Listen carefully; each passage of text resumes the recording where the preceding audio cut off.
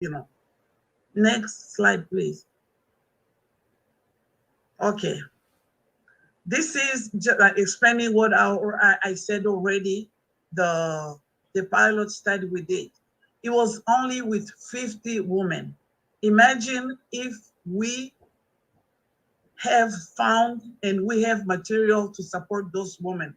How many women will be off unemployment? And how many women will increase the economy of the country? And how many women will be entrepreneurs? So we're going to save lives. As they stated also that the way we did the pilot study, there were needs of high demand of training, lack of product, and lack of training fees. What we were trying to do is something we intending that once we train a woman, we give them like funds and they become independent and go do the work and continue their business.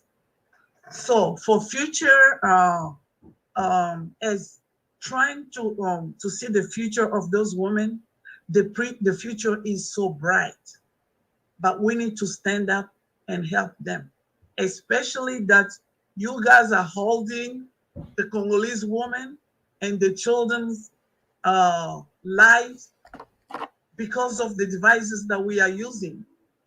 So you need to think about it. You have a cell phone, you have a computer, you have whatever device that you have. If you support one child, do you know how many children you're going to save? Next slide, please. Sorry, Dr. Kaniki, I'm so sorry. We are way over time. Two minutes. I'm going to have to ask you. We're going to have to wrap it up in a minute. Thank you so much for your kind understanding. Okay, thank you so much. Okay. We have partnered with Dr. Steele. He's ready to partner with WCAA for next June, I think, in Kinshasa. So we're gonna have a workshop from 20 to 26 and 25th. So if anyone wants to join, he's welcome to join and so on. So your idea, your fund and partnership and so on will help this project, and it will save some kids, some women in Congo. Especially, don't forget, you are holding a child's life in your hand. Please stand up as advocate and act. You have all my information at the end of this. Yeah. You guys can email me, you can call me, you can whatever you want to do as an advocate. I'm ready to listen to you so we can work in collaboration and networking. Thank you so much. Thank you so much. That was so powerful, and I think we just wanted you to go on. It's a pity that we've got such a packed schedule today, but please reach out to Magda Kaniki in chat and ask her the pressing questions that you've got. The presentation was incredible. We're going to go straight into Dr. Selena Pina Shemo's bio and lead her into her presentation. Dr. Selena has practiced clinical psychotherapy for more than 25 years. She is known for her work with children, adolescents, and families. Dr. Selena uses systematic and cognitive behavioral approaches. She has created several clinical group curriculums and speaks Cape Verdean, Creole. Dr. Selena is licensed in Massachusetts and New York State. She is an expert witness in child abuse and certified anger management. She is a creative and eclectic in her clinical approach and provides in services in southeastern Massachusetts, Cambridge, Cape and Islands, and New York City. And with that, over to you, Dr. Shemo. Thank you for joining us. Hey, thank you. I was like, oh, I haven't heard that stuff in a long time. I have been around a long time. And needless to say, I'm happy to be here and to share this moment with you. I am also want to share my passion with you. I've been very activated by all that I've heard by everyone. And I'm so enthralled with all of the passion that you're sharing and the love for caring.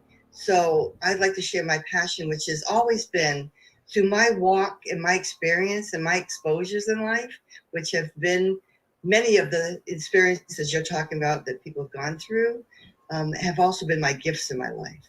And they have helped me to create a passion to empower others whose voice have too, at one time, have been or continue to be silenced. So I've created lots of vehicles. I'm a best-selling author, international best-selling author. My book is 5 Keys to Emotional Oneness, the Emotional Detox System. And I've created several curriculums from this book, which I'll talk about a little bit. And also, I've created another program that I've begun in Cape Verde, West Africa, where I do hold dual citizenship, called Healing Hearts, Empowering Voices. So in Africa, they always say to me, well, people are not going to talk mental health. I said, but they'll talk emotional health. And with the right elements in place, we'll get through and open some voices. So I created a curriculum to create healing circles in various communities that can become sustainable within those communities. And I'm in the process now, but the pandemic cut me off a little bit, but I'm in the process now of creating the training for some of those leaders to take it over. So empowering hearts in healing hearts and empowering voices has touched the hearts of 100 women and about 20 men on the one period of time that we were there in Cape Verde, beginning the program. And so what happened was emotional health is not as taboo as mental health. And it's emotional health that we're talking about, right? That's the kickoff for things.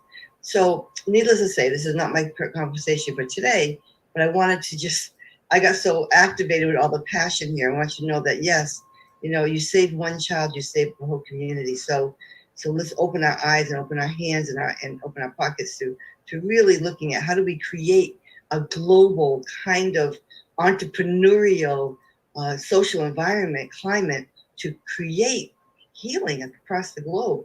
There's so much encouragement here, so much worthiness here. So anyway, I'm not going to lose my thought, my frame of reference, but I want to say thank you, because I do believe that when we increase emotional freedom, which is what my talk is on today, ridding ourselves of emotional burdens in order to optimize emotional freedom, when we increase emotional freedom by looking at the deceptions, really looking at what's deceiving us, and we decrease the emotional toxicities, and that's by looking at the core of what are the truths and the realities within those deceptions.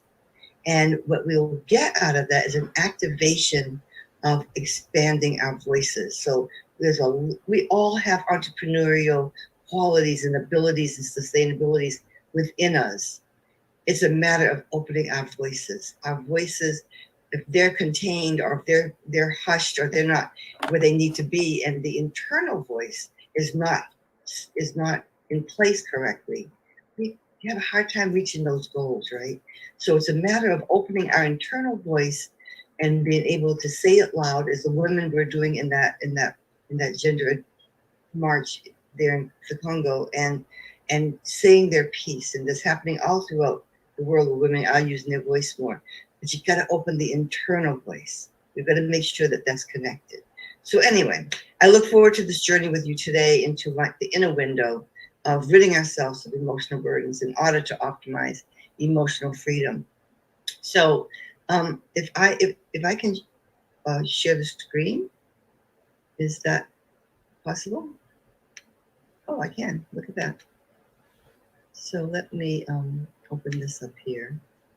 And I'm so technological, not good at anything. So let me go back up here. Okay, so I want to ask you a few questions. How often do you look into your inner window with elbows on your window pane, PAIN, into the moments that shift you, change your rhythm, block your next step, stop you in your tracks, or maybe even flatline you into numbness? How often do you find yourself feeling somewhat of this? I went through this the last few days, and it was shifting and it was agonizing to be without electricity. We are so used to having too much, maybe. So how often has that inner window brought you emotions of shame, confusion, guilt, depletion, fear, fault, sadness? Oh my goodness, I'm sorry, I did not.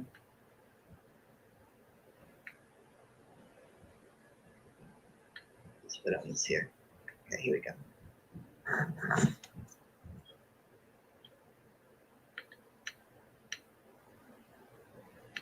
Okay. These feelings that lay within us and create this kind of block, stop, and flatline for us. How often do these emotions sit on the window pane without resolve, feeling overwhelmed, feeling incapable, feeling insufficient, feeling imprisoned, feeling fearful, feeling worthless, feeling lost, empty, and maybe just not good enough? So how often, and we might say, well, no, I'm not, my day goes along pretty well. I sometimes, but think about it. Think about this as we go through this process. How often does that window pane, PAIN, activations partner up to create a cultivation of burden, compounded by life's daily stressors? Just think about that for a minute. Cultivated burdens partnered with compounded daily stressors. Now, some of us get through this pretty well. Some of us get anxious. Some of us get depressed. Some of us have to get locked off the flatline. But are you activating the best you? Or are you pushing out what you need to do? So let's kind of explore that a little bit. When we activate these burdensome emotional intruders, which I call them in my book emotional intruders, because they come in anytime they want. We may be having a great time, and all of a sudden there's a flash of something, or there's a feeling that, oh, why am I feeling this way? Or somebody may have said something that didn't sit well, and we kind of figure out, why did that feel so different inside of me? When we activate these burdensome emotional intruders, which are connected to something maybe back there in our background, we then create emotional fragmentations, which create an overactivation in our nervous system. And I'm not going to talk very much about this because the sympathetic nervous system is another conference in itself. But just in brief, the sympathetic nervous system creates this overactivation, and it creates an activation in our limbic system of the brain, right? So in the limbic system, it's in our midbrain, which holds the amygdala and emotional stories, what have you. But it brings us directly into fight, flight, and freeze. Now, fight, flight, and freeze is not a terrible thing because it tells us when there's a sense of danger. It tells us when there's a sense of something we need to manage or control, or we need to take care of. So, but the problem with when understanding how that all works is when you have a lot of stuff in the background, it holds all those images from 3, 4, 5 and on up. So it may attach itself to an image that has been recurring throughout your life and make a deception. And so now we become deceived by the emotion that we don't understand, and it gives us a feeling that we can't really wrap our head around. So when we activate the limbic system, because it releases this hormone called cortisol or adrenaline, we are also quickly activating that whole fight, flight, and freeze. And sometimes we get into freeze, we get numbed. And many people who have a horrific background of trauma may become enthralled in that numbness, and that's called dissociation. So many things happen in this brain of ours and in this system. So in brief, the more we live in these burdens, whether buried or recognized, we continue to compound. Think about it. Daily stressors. We continue to compound and hold on to emotional complexities wherever they may be. I mean, if you have come through life without any complexities, please let us know. Let's talk about that. We will guarantee that if you come through these burdens, compounded complexities, you will guarantee to only activate. This is kind of sad, but to only activate a portion of what we are capable of. We will achieve fundamental proficiencies, and that we will do. But is that enough? Do we know that's enough? I've come from, through my walk in life, to not knowing that I had proficiencies, to understanding that, oh, maybe I have some gifts, to get into the place where I'm like, wow, how did I get here? So we have to be able to walk through all of this to get beyond and move forward, because when we are trying to build and grow, yes, we build and grow, but are we at the heightened, where we are heightened and where we can really rise to the occasion of who we truly are, who we authentically are, which I'll talk about a little better, what's really inside of us, and not been intoxicated or intoxicated by all this other toxicity. And are we still carrying it? Where is it? How do we look at it? How do we feel it? How do we get through it? So here is what happens. Some small parts of emotional knowledge becomes unavailable. You know why? Because when we get heightened, the amygdala, the hippocampus can't contain all that information, too much information, and the IT people can't come in and say, oh, let me rework that. We have to rewire that. We have to rewire that ourselves. Our body holds the healing. We have to learn about this. Our body holds the healing. We have to rewire it and figure out all the dynamic ways that are out there today to help us do that. Stress begins to deplete the availability of true activation. It depletes it. So if you're saying, oh, my week is stressful, and you had stress, because you got things, you got your family, or you've got a course that you have to take, or you get them all coming together, and you have to go shopping, or you have to, be social, and whatever it might be. We all deal with stress every day. It's not something that doesn't happen, but it's all about the compilation of what goes on in our life. What went on in our life, the compilation of what went on in our life. And so as it comes into the brain, it comes in and it's stirring things up. The hippocampus works very quickly, and the thalamus is not making any sense out of this because it believes in what the amygdala is saying. The amygdala is saying, like, oh no, this is chaos, and the thalamus says, oh, the hippocampus says that, and the thalamus says it believes that, and the hippocampus says, I can't keep up with all this. You guys are driving me crazy. I'll just pick up the parts that I think I can hold, and I'll try to put them in the right places so you guys can find them later. So then there becomes a fleeing of consciousness. So that's what we talk about, repressed memories and all those kinds of things. And many times, like in my years of going through my struggles and my abuses, there's parts of it I just can't even grab. And I know the picture, I've got the movie, but I can't find the middle. I can only find the beginning and the end. So where did that go?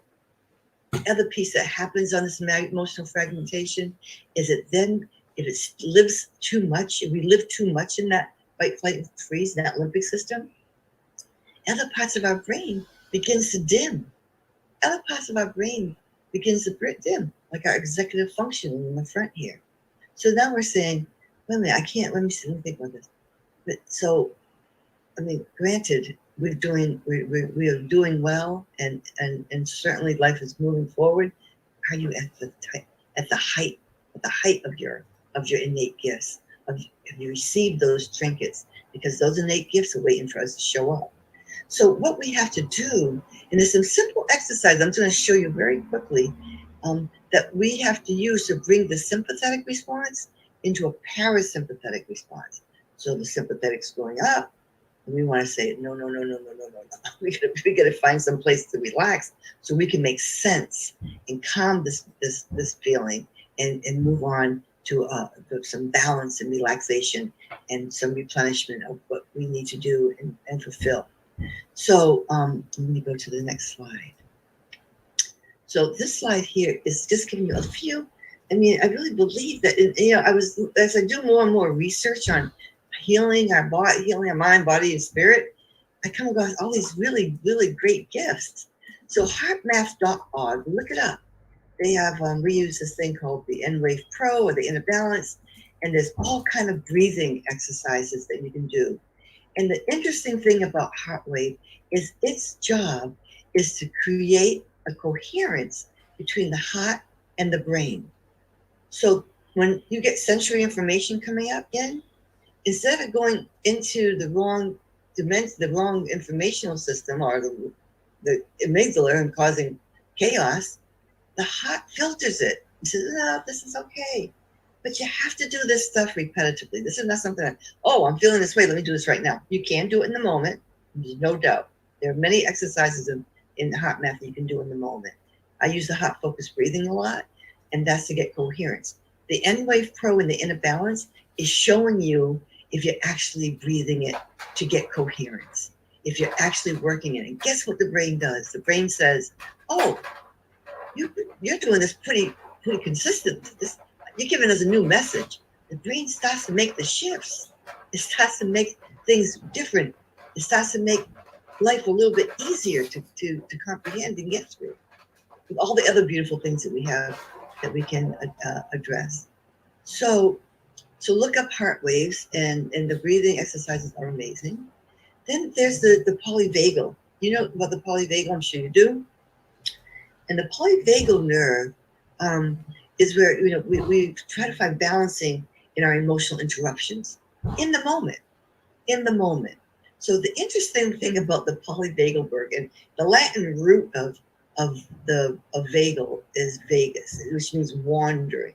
So it's a long nerve, and it goes from our gut, around our spine, and the organs, and it comes on up through our sensory areas and wraps around our eyes, and so there's all kinds of ways to access it.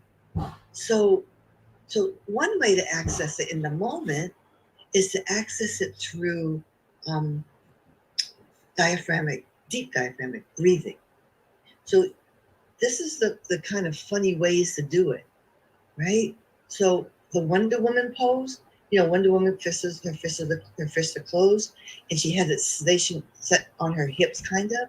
And you can find all this stuff on Google, or you find it in YouTube, or you just research it, and you can get trained in it, or you can take classes in it, which I would recommend, because we need to learn how our body keeps the score, as Bessel van der Kolk talks about.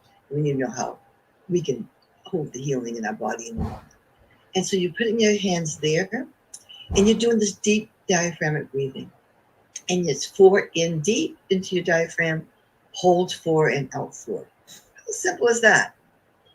It takes us that long to get angry. I think maybe we can get angry shorter than that, but that's a nice way to just kind of do it 3 times a day, maybe, and just make it part of your self healing or your self-care package that you do in the moment. My moment pack, my moment self-care. So every morning, every lunch, and every dinner, and every night before bed, I'm going to do this breathing, because guess what?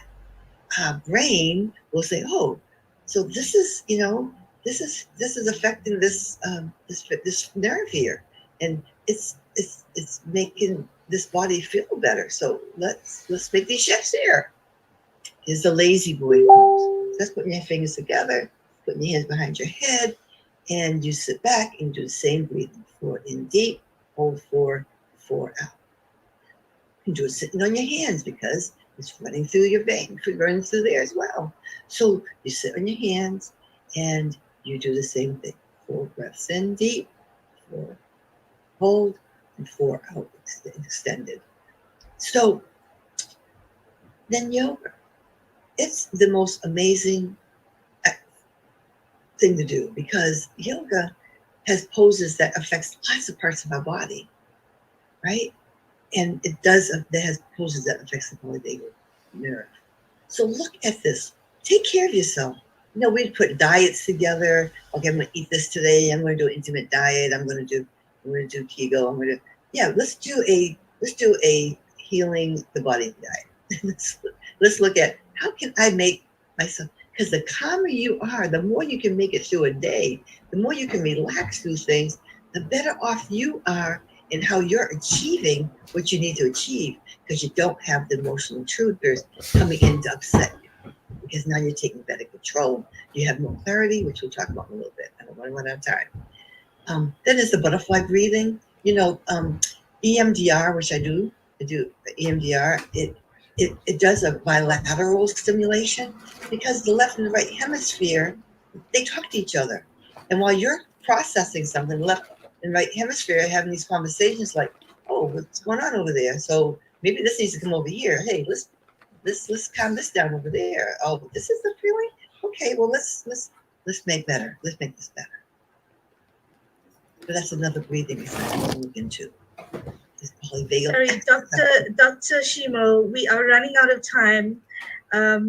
We need to wrap up as soon as possible, please. Thank you so much. Is my time up? Yeah, we've gone over 20 minutes, unfortunately. Oh my God, I haven't even started. Okay. All right. So then I won't go through this. Actually, okay.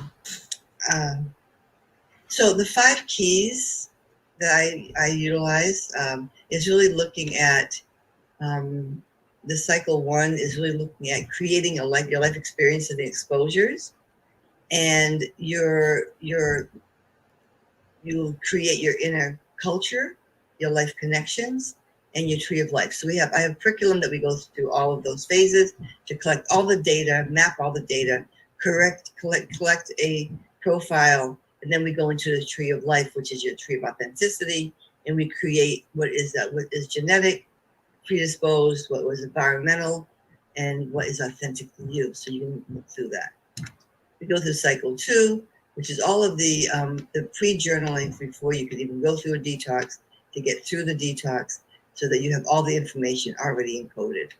And then we go through the cycle 3, which is the detox itself. And the first key is the emotional release. The second key is the healing and forgiveness. The third key is the wisdom. Fourth key is the rebirthing. And I'm sorry that I don't have time. And this is a lot more information to give you, and that was prepared. But we will maybe have another time again to do this. So I am doing some retreats, and I am doing retreats in Cape Verde in April. I'll be in St. Kitts in June, and in some other areas. Please look at me on my website, and we can have further conversations. Okay. Thank you so much for that, Dr. Selena. It was really insightful, and I'm sure everyone enjoyed the exercises. You have shared your contact information in the chat box. Thank you. And once again, anyone in the audience can reach out to her on the contact information on the screen. We're going to move on to our next speaker, who has shared her video with us. Just a very brief introduction to our next speaker. She is Councilwoman Sarita A. Smith. She is a proud Army veteran, mother, wife, small business owner, and faith leader in her community. She is committed to molding and developing future leaders of our workforce within our community, and teaching values of compassionate leadership, guided by the adage that she, before running her own business, spending decades serving her country in various roles, it's now that she's answering the call to do so again. And she proudly serves as a medic in the Army for nearly a decade. Sarita is a union activist, serving as the Women's and Fair Practices Coordinator, Chief Steward, Legislative Political Coordinator, Local President, and Georgia State Council President for the largest federal government union and American Federation of Government Employees. Thank you. Over to the tech team to share the video. Greetings, my name is Councilwoman Soretta Smith. I am a sitting council member here in the great city of Grovetown, Georgia. And I'm so honored and so excited to be here today for the Fondation-Lab first annual summit, the first of many more, I am certain. And I want to take this opportunity to thank the conference host for hosting this conference and for giving me an opportunity to share. Thank you to Dr. Florence Nsabwe, Dr. Lotus Richey, and Dr. Ralph Steele. As I stated, I'm a city councilwoman, but before running for public office for myself, I worked on many campaigns, presidential, senatorial, congressional, state level, local level, and I've been in the legislative political arena for a number of years. And one of the things that I truly believe is important for us to have women running for office and women sitting at the table. I believe it has a direct impact on women's economic empowerment. And I'm going to talk about that. But before I do, I just want to give a few things about women's economic empowerment and why it's so important. Women's economic empowerment is central to realizing women's rights and gender equality. Women's economic empowerment includes, but it's not limited to, a woman's ability to participate equally in existing markets, their access to and control over productive resources, access to decent work, an increased voice, agency, and meaningful participation in economic decision-making at all levels, from the household to the international level.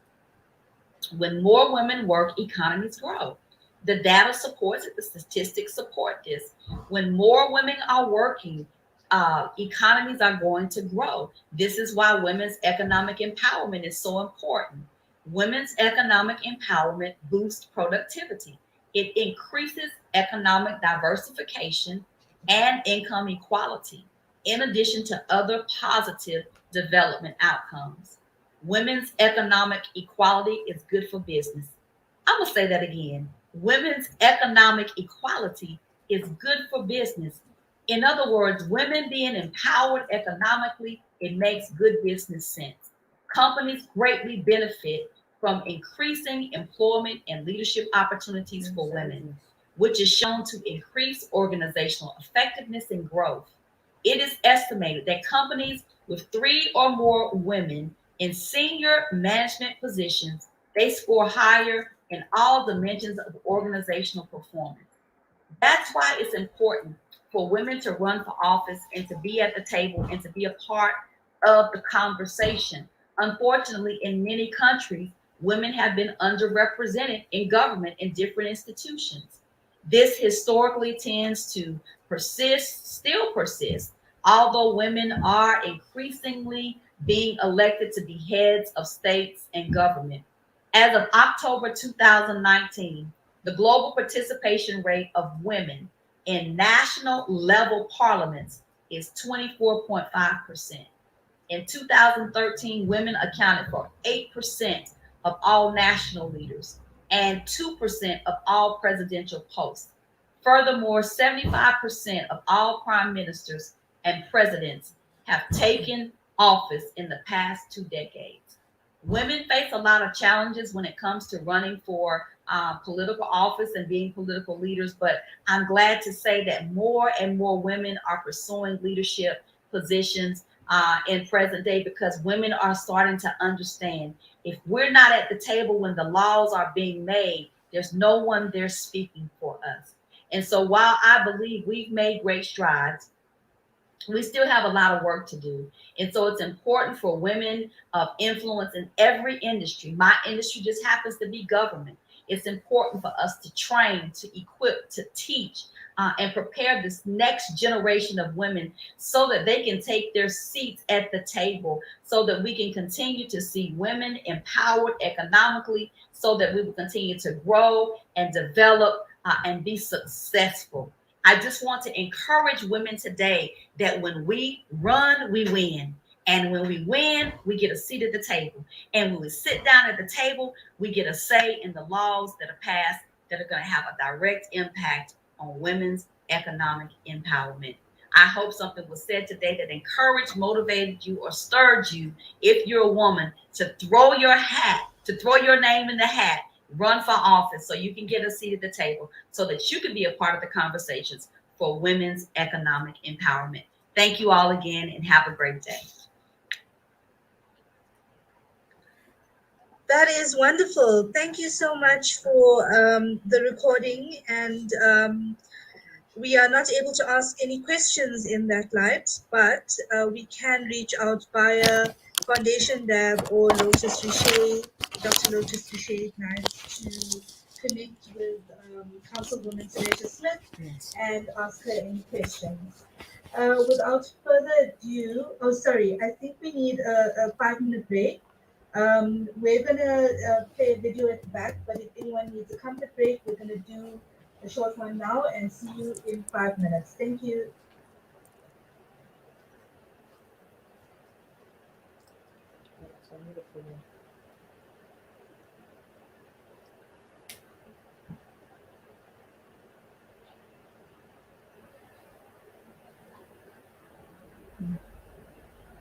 Hold on a second. Let me come off screen.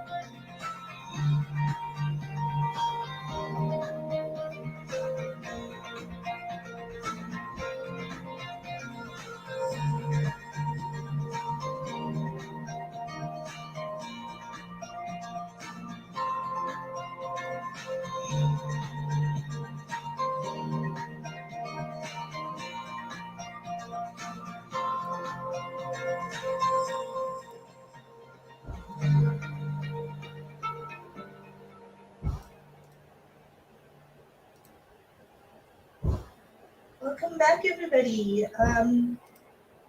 Without further ado, I'd like to introduce you to our next very esteemed speaker, who is Professor Alain Ndedi, someone who is very closely associated with Fondation-Lab. He has supported our organization for a number of years. Just a little bit about him: he is the author of more than 40 books. Professor Ndedi has worked at the World Bank and USAID as a consultant and is currently teaching in various tertiary institutions across Africa. Professor Ndedi is the founding director of the think tanks KBAC and past president of YINPAD. In South Africa, Dr. Ndedi attended the SABC for the Monetary Policy Committee Conference in South Africa, of the South African Reserve Bank, and he then broadened his understanding of central bank monetary policies and mechanisms. We welcomed Professor Ndedi to the platform, and over to you to start your presentation. Thank you so much.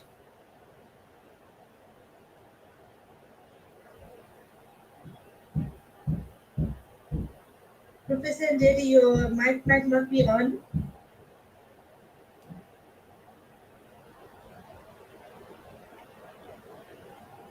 It's okay now? You can hear me? Yes, we hear you clearly. Yes, sir. Yeah. Thank you. And Professor, I know that you may be in the midst of transposing your presentation into the slideshow. So we'll stand by for you to move it into the slideshow for your presentation, and thank you. Okay, you're welcome. Thank you. My name is Alain Ndedi. I'm a university professor. I've been teaching for the past 20 years, especially in Africa. As Nirvani said, published more than 50 books in the area of entrepreneurship, economy, quality management, you can name them. And by the way, one of my books was featured among the best books in the field of entrepreneurship for all times, according to CNN. I taught at the University of Johannesburg the course related to entrepreneurship at the bottom of the pyramid. Because for many years we have been focusing on entrepreneurship with big businesses. But with entrepreneurship at the bottom of the pyramid, how to bring ordinary individuals to launch their own business. And my discussion today is going to center around entrepreneurship and humanocracy landscape, how to frame an environment for continual revolution using digital tools in order to develop entrepreneurship in the African countries. If we want to represent what we are living in Africa through this picture, where we see in one way we see competence, in the other way we have Africa, and there's a divide. The aim is how to bridge these two, meaning how to make the African continent start using the digital instrument in order to make the change of ordinary individuals. In this discussion, we have three variables that are going to be discussed: digital social entrepreneurship, and human democracy. And what we need digital social entrepreneurship in order to unleash the potential of African entrepreneurs. Basically, not only African entrepreneurs who have billions to run their business, but those who are at the bottom of the pyramid. You know, with the event of COVID, it's not easy to see ordinary individuals continue sustaining their business. What do we mean by digital social entrepreneurship? We all know that, but In few words, how to develop a business oriented to deal with social issues using technology. This is what we call digital social entrepreneurship. What about humanity? This is a work coined by a professor at London Business School. And at the heart of this expression of this variable is how to give the opportunity to ordinary individuals to unleash their potential. Because unfortunately, in many African countries, the problem are the hardship that people experience, that people are facing, in order to be entrepreneurs. But with the concept of humanity, we are going to see how a platform, how an environment can be developed in order to make or to give the opportunity to ordinary individuals to be entrepreneurs. And the last thing that we want to see before we continue, these are some facts. 28% of African people in the African continent use the internet. And what can be done in order to give the opportunity of Africans to have full advantage of digital technology abilities? It's not always easy because hardship or difficulties to reach that, to use that advantage at all levels. Internet, in many cases in Africa, used for leisure, it's not used to make money. But here, we are going to see how the internet can be used for entrepreneurs, how internet can be used in order to make money. I'm going to give you some diagram to see. It's not well seen, but anyway, here I have a sample of 5 countries or 6 in Africa, and we are seeing their curves that are very that show that people are not using the internet in their country. And why, when people are not using internet, it's going to be difficult for them to use that internet to run their business, because we are living in the flat world. People in Singapore, in Africa, or in US, you want to have the product when it's produced. You want to have access to a service as soon as it's available. But without the use of ICTs, it's going to be difficult for these potential consumers to use the product or the service.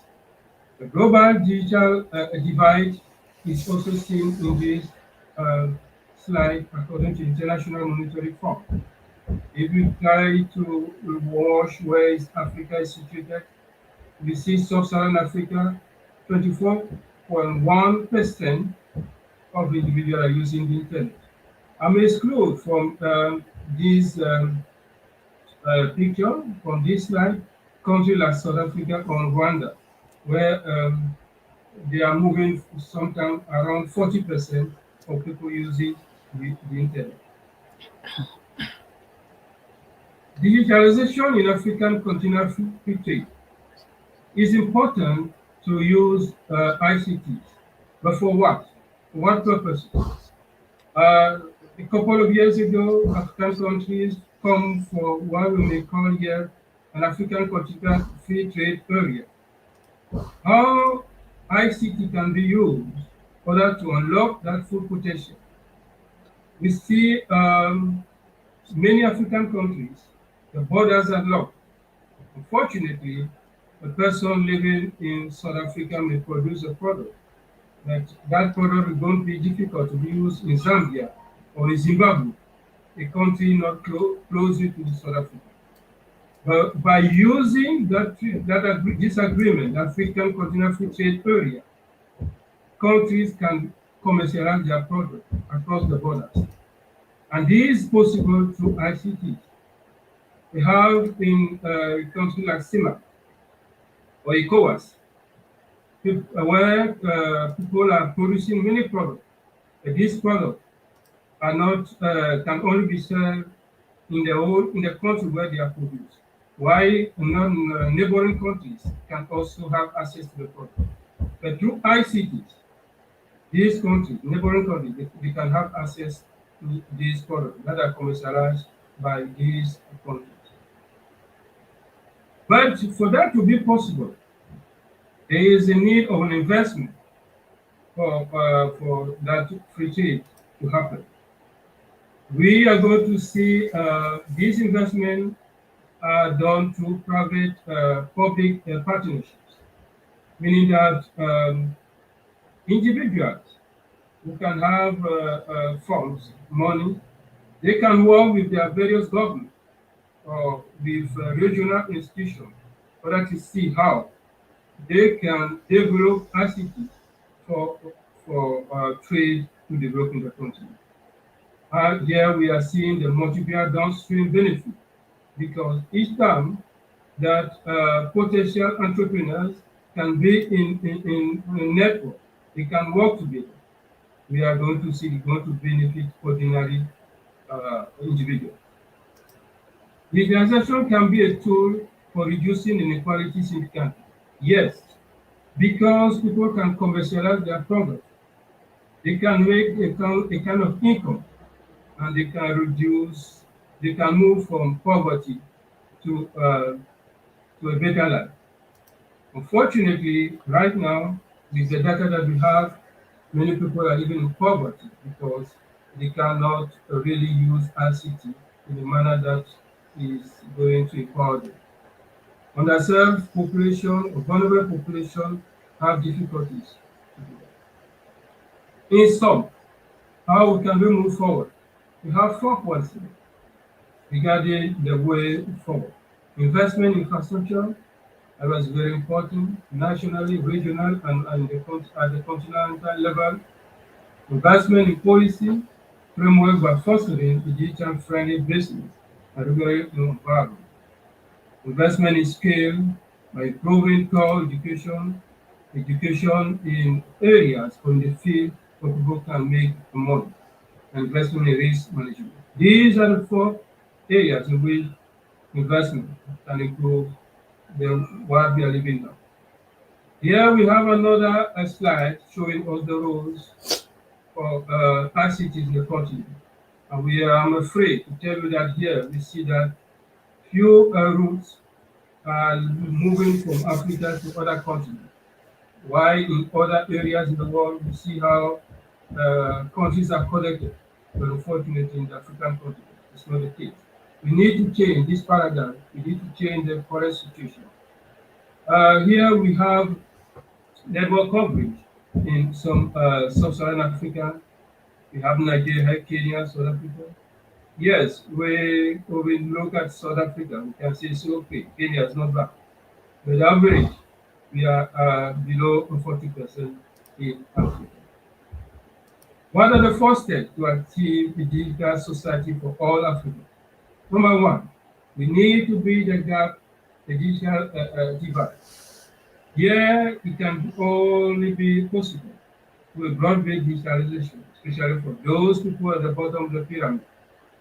Here, I'm calling people at the bottom of the pyramid, the poorest, those are struggling to make them money, people who have difficulties to run or to launch their own business. It's an effective measure to enhance and sustain economic growth and start with ensuring access to digital infrastructure for all. The international community must also immediately unlock development financing to spend on new model of digital infrastructure investment. This point is so important because by reaching it, we are going to give opportunity to many to have access to ICT and all the others.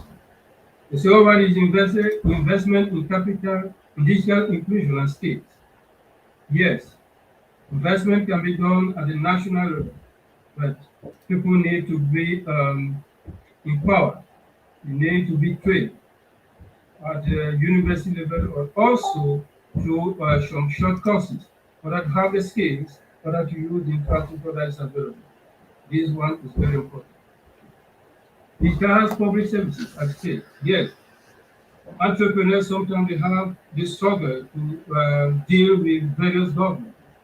But when these governments are digitalized, when all these governments They have the infrastructure, the necessary infrastructure. It's going to be easy for potential entrepreneurs to liaise with them, to discuss with them, or to have any kind of partnership with them.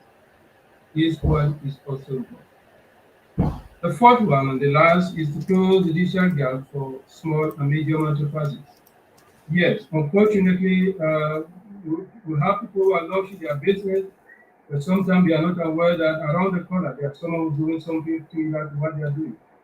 But when when they will close the gap, there is going to be a flow of information. You know that someone who's in Senegal, you may be aware that someone in Burundi is doing the business or need his product, and they can be in contact and try to offer them offer. In in sum, what we may say, the chance for digital Africa is there, and this is the chance.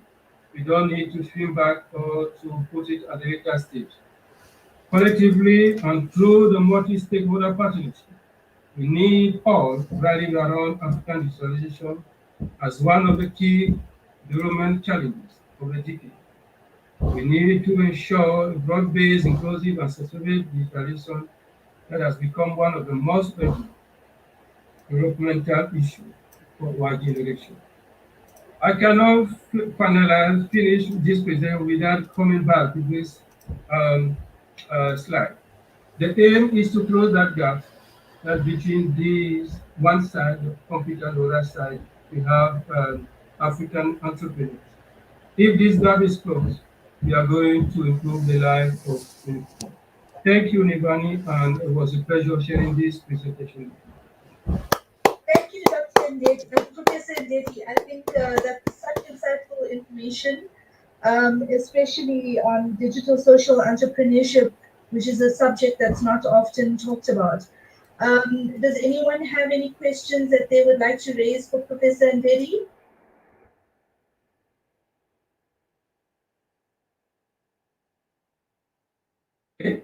I have a question, actually, Yes. if I may.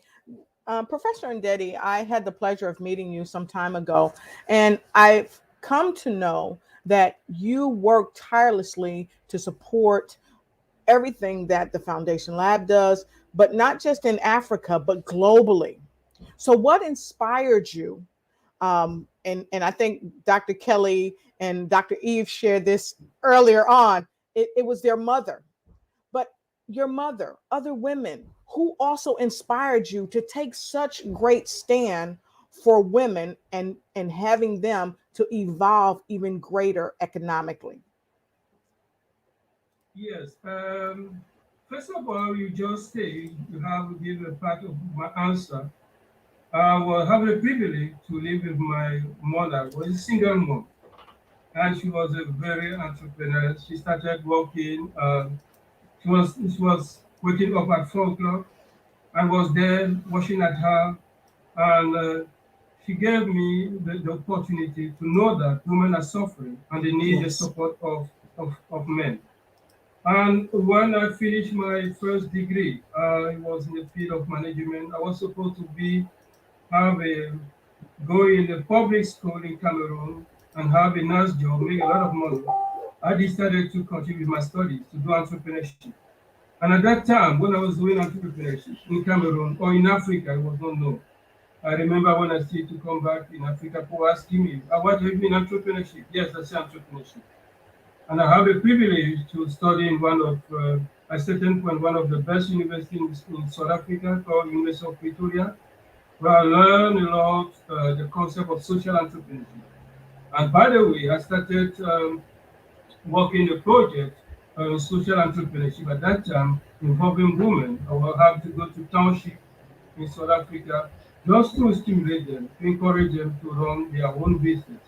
And I've been doing that in many African countries, and that's why with Fondation-Lab, when Mhm. Dr. Florence approached me, by the way, she used to be my student, and she was the one who told me, I would like, after finishing my studies, launch an NGO working in women empowerment. I said, okay, I will go with you. And that's why I've been working with her for many years.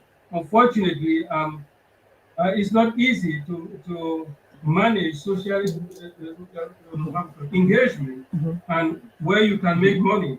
Because I'm also a university scholar, sometimes I have to be involved in my lectures, but I cannot forget my social engagement. Yeah.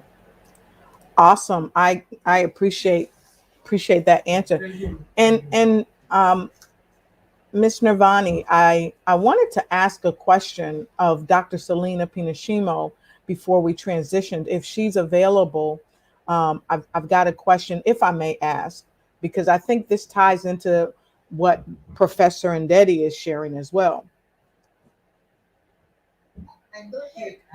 Okay. So I wanted to ask Dr.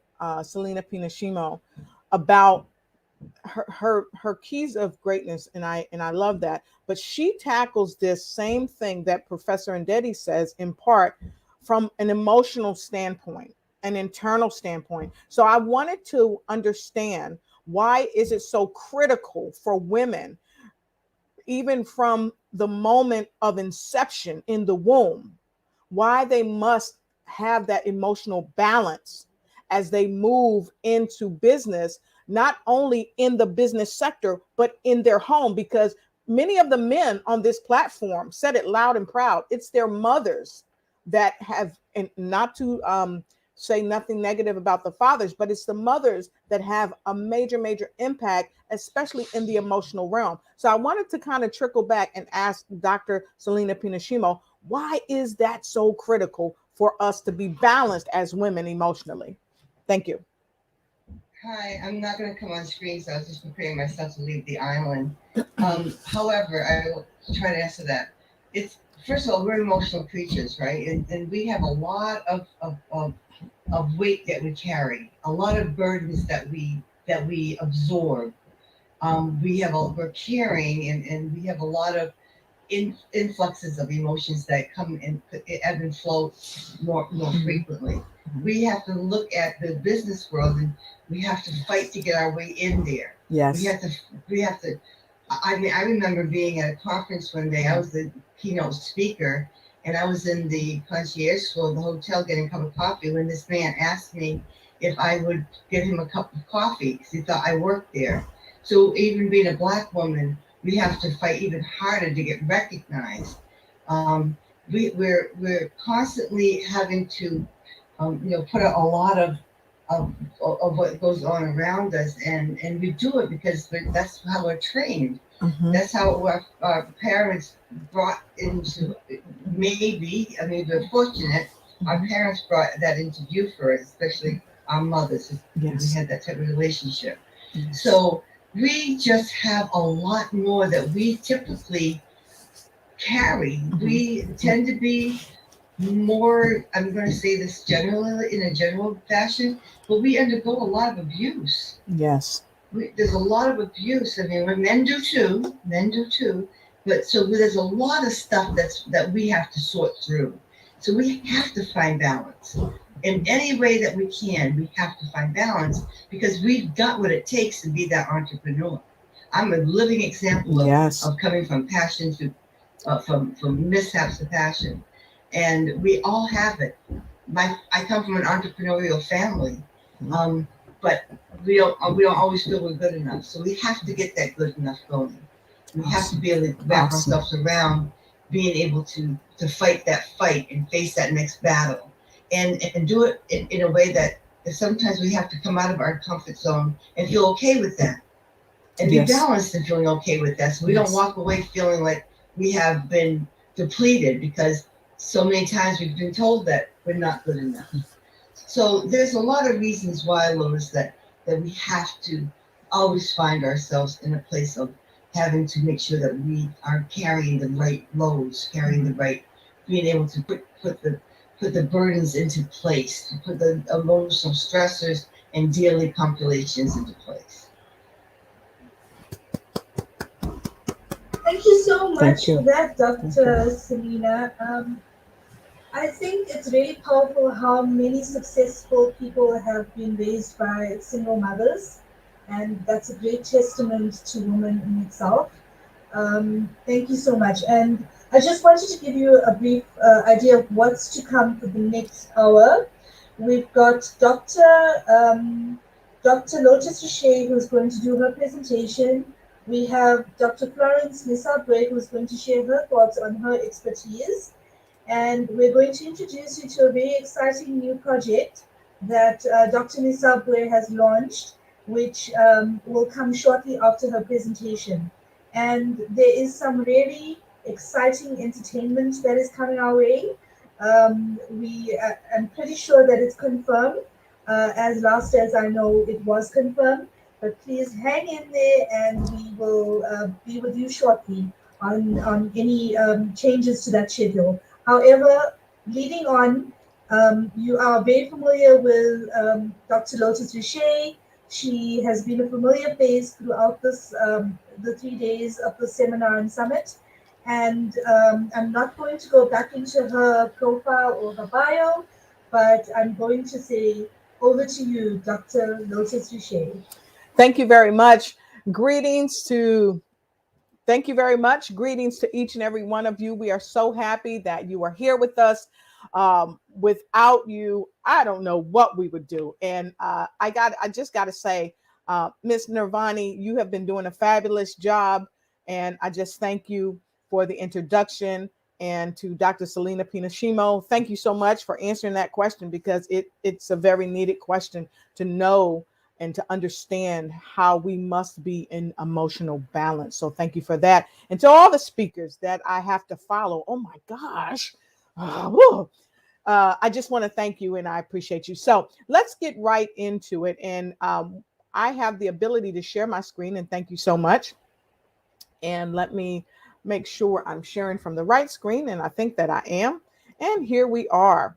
So with no further ado, I want to thank each and every one of you, but especially Dr. Florence, for this amazing platform. I am so humbly honored to share this portion of the segment, the power of identity to succeed as a woman entrepreneur.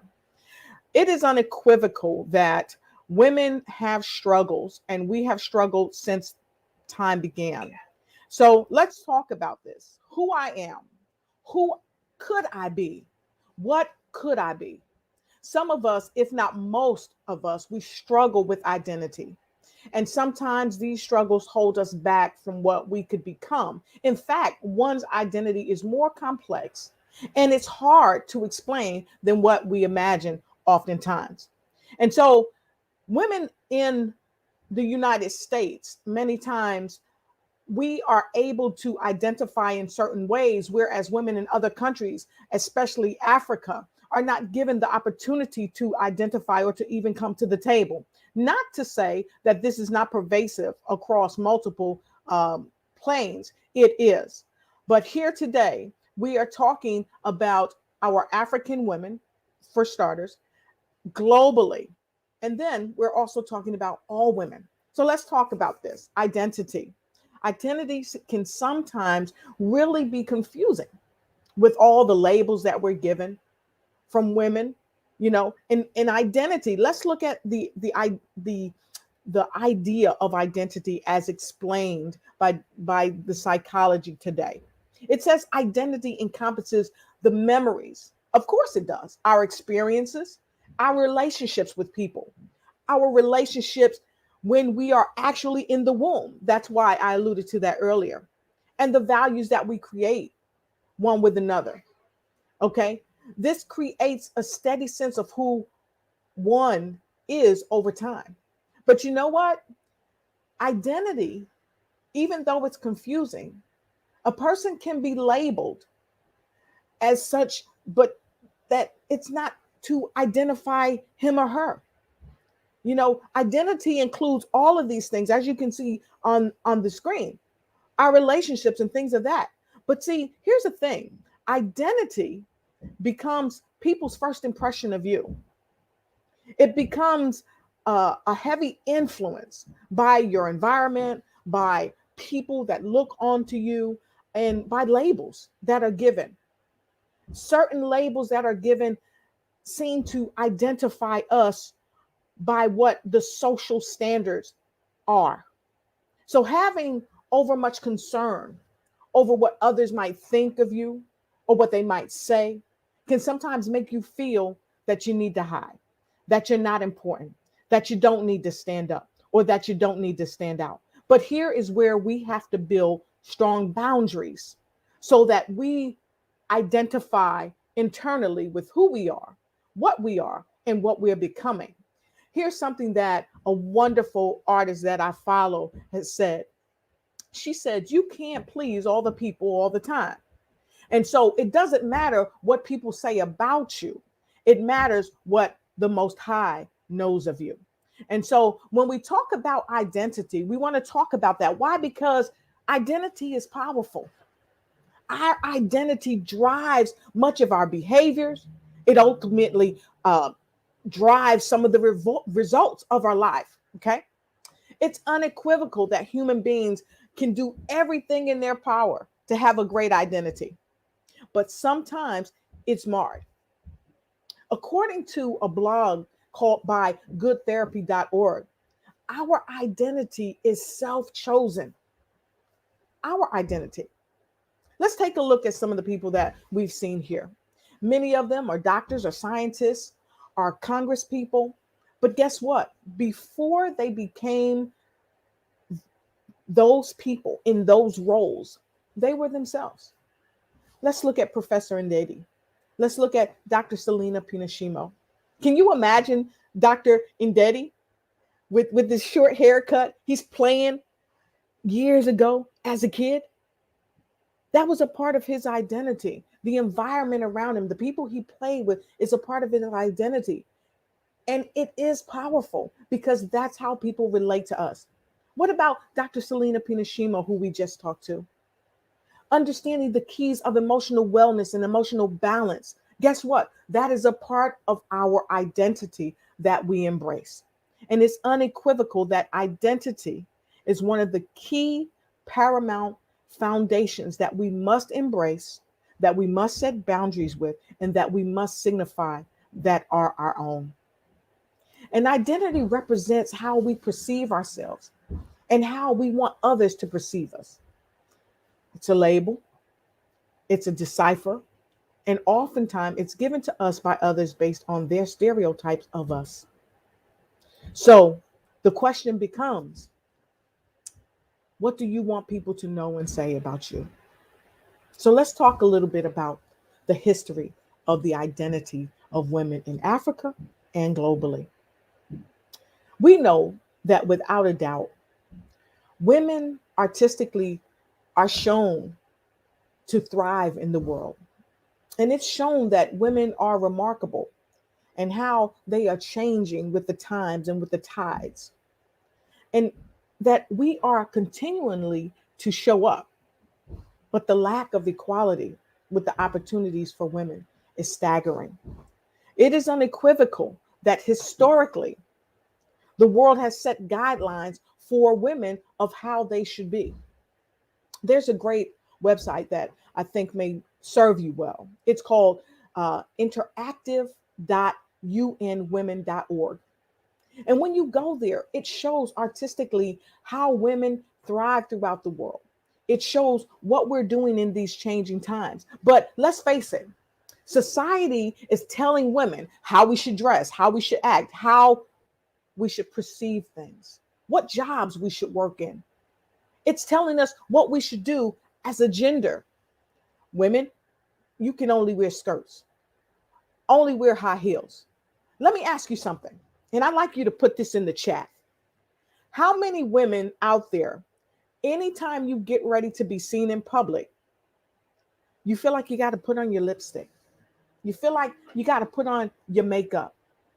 How many of you feel that? Go ahead and put a 5 in the chat. Put a 5 in the chat. And now let's talk about men, because guess what? This happens to men too, but on a different scale. So men, how many of you, when you are getting ready to prepare, just like a summit for this summit, right? You went and got your hair shaved, you shaved your beard or your mustache or whatever, you got your nose hairs, your ears hairs out, and you really put on your best suit. Why? Because It's about how we want to be perceived.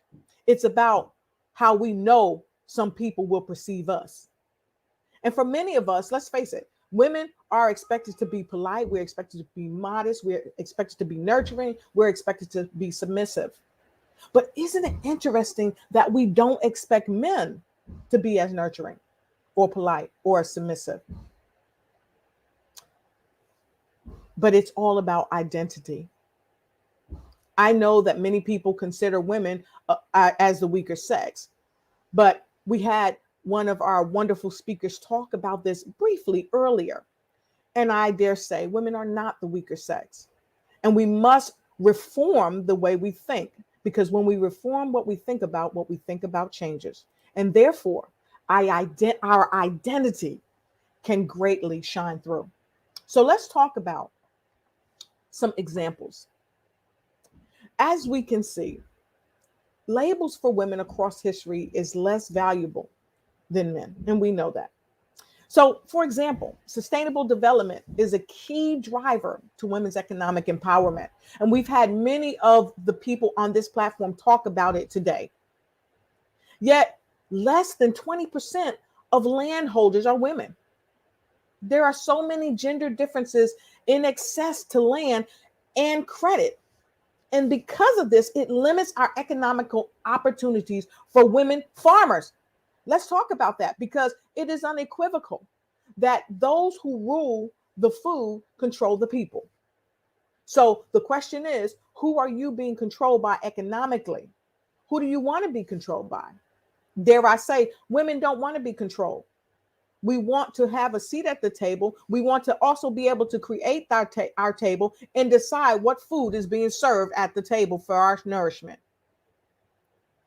Worldwide, there are more than 700 million women alive today, and many of them were married before the age of 18. I know women who have had arranged marriages because of where they're from, and it still goes on today. Many women get married to get out of the house because of sometimes they're being abused within the home, or sometimes they just find their soulmate. But here's the thing. There are 250 million women that were married before age 15, before they even understood their own identity. So the question becomes, why are we allowing, as women and as men that support women, why are we allowing these things to happen? Some of it is traditional, some of it is cultural. Yet it is robbing women of the very essence of their identity, because oftentimes when we marry at such a great young age, we become more of the other person than we are of ourselves. And we never get to understand and know ourselves. Let's face it. How many of us have gone through a relationship? Maybe you were married, maybe you had a long-term relationship with somebody, 10, 20 years or what have you. And then you break up. And then you realize, oh my God, I don't listen to music every Saturday anymore. You know why? Because when I met that person, they didn't like me to listen to music. So I changed. And then we start realizing we've become more of someone else than we are of ourselves. And we have to start getting to know our own self, getting to know our true identity. And so it is unequivocal that we must support women. We must empower them to know that above all, that they have the right to understand who they are. And it is okay to be who they are, just as they are. Even substantial progress has been made in achieving equality, but still yet it's not there. For instance, only 70 girls are enrolled for every 100 boys in charity level education in sub-Saharan Africa.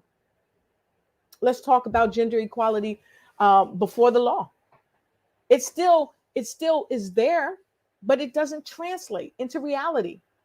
Okay, there's 140 countries that guarantee gender equality in the Constitution of the United States. But it is unequivocal that when we go to the plates, to the batting plate here in the United States, now I'm speaking in the United States, and I've traveled and I've lived globally. there is still a disparity between how women identify in the workplace, okay? Because we're coming from the internal identification, but how we identify in the workplace.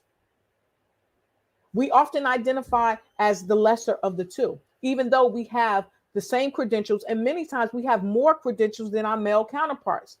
Yet we are paid less, we are worked harder, and we are expected to be mother, wife, pastor in many cases, teacher, trainer, and be at the job, devoid of what's happening.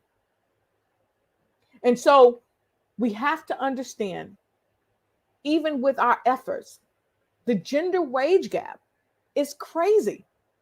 Women in all walks of life, globally, women earn 24% less than men. So I call on our brothers, I call on our sisters. We must change this gap. The history of women in Africa, it is without question that there are many people who have been married at young ages.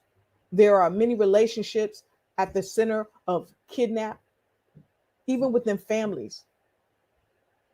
And along the West African coast, female market traders, they actually acted as arbiters between the society so that women traders can at least have their share of the pie. But slaves within Africa were likely to be women. It's a reflection of their reproductive contributions to their communities. Isn't it interesting that a part of our identity is being the mothers, yet we are not oftentimes allowed to share the greatness of being a mother. Women are at the center of business related transactions then until now. And they are the backbone of the household and the community. And that's unequivocal. Okay? It's unequivocal. Yet there's movements that never really happen until late. So let's look at them. How do we rise and shine on the identity of women?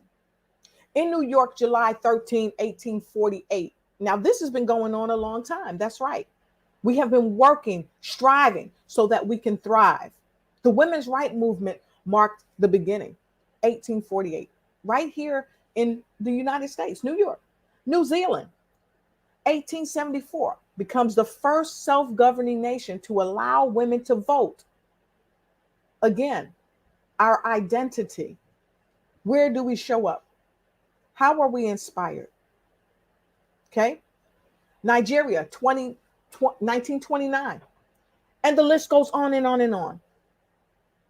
And so our identity as women has been really pressed down. But we are emerging. And we are emerging because of how we are allowing ourselves to grow with the support of those that know and love us. Our identity as women, and I want to back up here, our identity as women has always been with us. It just needed to be expressed. And we had to crush the labels that people asserted to us. And so women's movements throughout the ages were started all around the globe.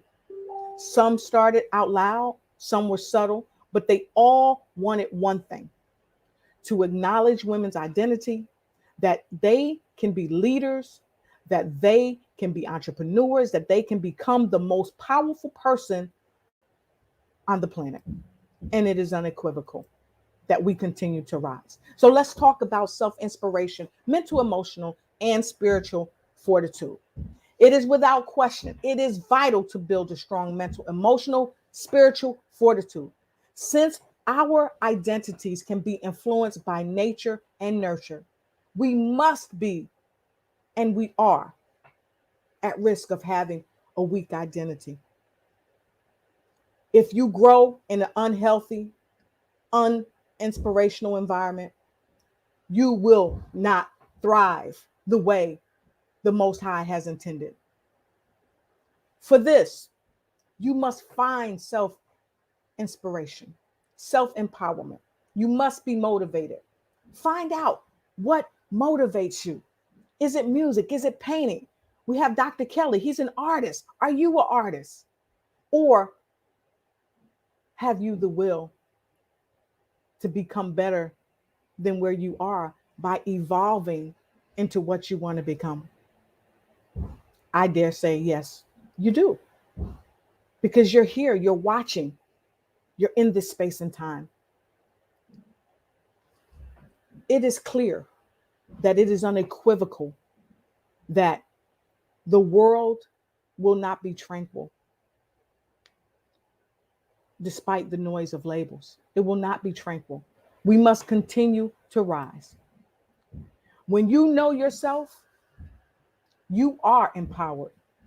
When you accept yourself, you are invincible. Tina Lifford shared that in her thoughts of words of wisdom. So let me ask you this. In the comment, tell us one thing about yourself when it comes to business that you know about yourself. Tell us one thing about your identity that you know about yourself that makes you empowered, that makes you invincible. And if it takes a few minutes for you to do that, it's okay, because this is a cognitive process that's graduating you to that moment. So the mirror effect, I want to talk about that. It's without question that the mirror effect is what we see in the mirror. So what is your mirror telling you? What is happening to you eternally? What is going on in your mind? I want to back up right here because this is my last slide that I'm sharing with you. So I hope you got it. I always say note takers are money makers and note takers are change makers. So what I'm asking you, are you ready for the change? The mirror effect on identity. Are you looking yourself in the mirror like Michael Jackson said? He was looking at the man in the mirror. He was asking that man to make a change. Are you showing up in your own identity? Are you, as a woman, asking yourself to make the change, to give yourself a voice to be heard and allowing yourself to be seen? We say that children should be seen and not heard. But what about adults? We must be heard. We must be seen. Even as little girls, we must be heard. We must be seen. And it is without question that what we think about, we bring about in our thoughts, expressions, behaviors, and energy that we exude and formulate into the environment around us. The mirror internally is what we see inside as a reflection of what we have to be molded to be. So, dare I say, step up, step out, learn your identity, hold it at hand, and do not allow anyone to call you what they want to call you, but call you by your name. Thank you so much. I'm Dr. Lotus Richey. I graduate or encourage you to ignite and take flight in every area of your life with emphasis on the identity piece of your life. Thank you. Thank you so much, Dr. Richey. That was incredible. Sure. Thank you. We do need a break. So I'm going to call for a 5-minute break. And I think that if anyone has any questions, they're more than welcome to reach out to you in the private chat. Yes. You have shared your details. Sorry, Lotus, do you mind just not sharing your screen any longer, please? Yes, I'm unsharing. Give me one moment, please, and thank you. We're going to lead straight into break. Thank you. And see you all in 5 minutes. Thank you so much. And we'll hear from Dr. Florence afterwards. Yes, thank you.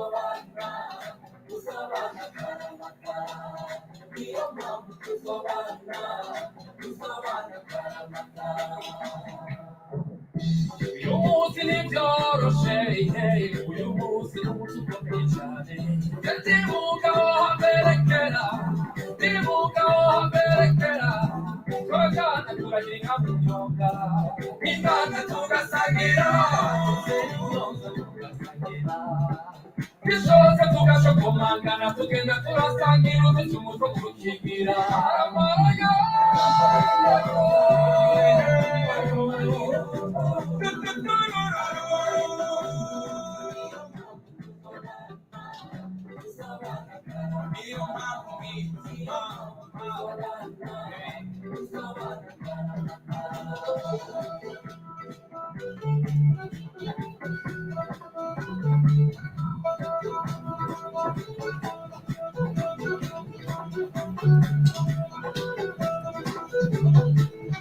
tutari kumwe ndarengerwa turi kumwe ndarengerwa ibyo nkora byose bikabipfagusa ari mu ijoro nkabona ari kumutagama arabona ibanza kw'ijuru ringuye iyo numvise imituragaro mu mutima wanje nkabona icyo mfata n'icyo ndeka mu nyumve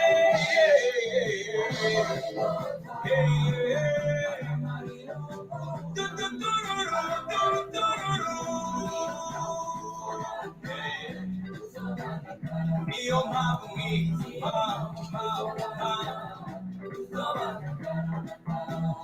turi kumara ibara turi kumara ibara niyo shabuyara twigera niyo shabuyara twigera mukumbarira rayotorera turi kumara ibara turi kumara ibara niyo shabuyara twigera mukumbarira rayotorera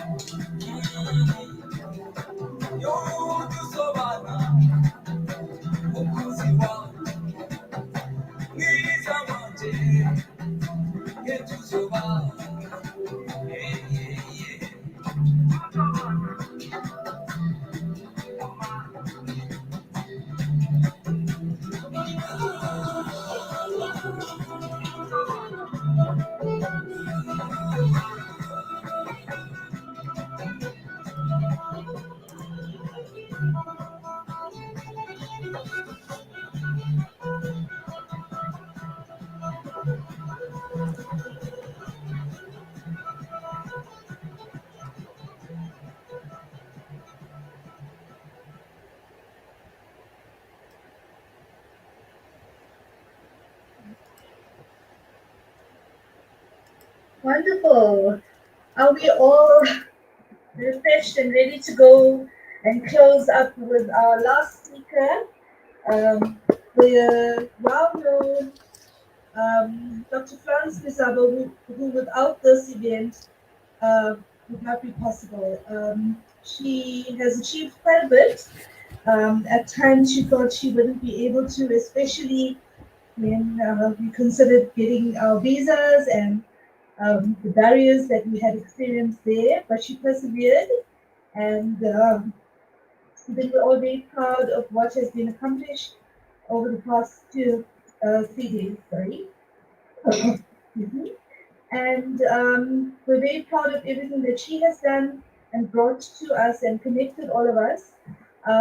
So, Florence, we would like to offer you the opportunity to be our closing speaker before we continue with the end of our session and closing ceremonies.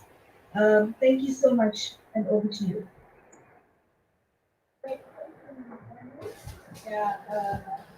Welcome to my Q&A session. I'm not going to move on, as I'm having a talk with what can be developed by many of our speakers, and Professor Lady has said it all. When we first conceived this conference, we had hoped that it would be a physical event and that we could all interact in person. Sadly, the ongoing unpredictability of the COVID-19 pandemic means that we had to pivot to a virtual event instead. While this is disappointing in a way, it is also the perfect illustration of the power and potential of digitalization. Without being able to connect online, we would not know now be having these vital conversations. I think that there is an error in the technical system. Slide one, please.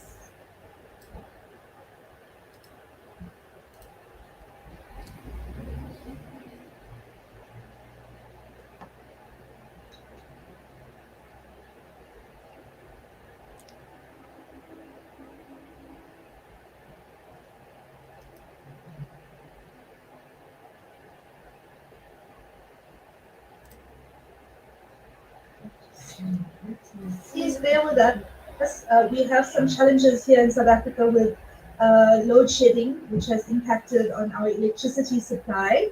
So that might also impact our telecoms, but I know that other people in different parts of the world are experiencing the same issues at the moment. I'm sure the tech team will be getting back on track ASAP. They've been amazing. They've been quite wonderful for the past couple of days. So this might just be a small hiccup.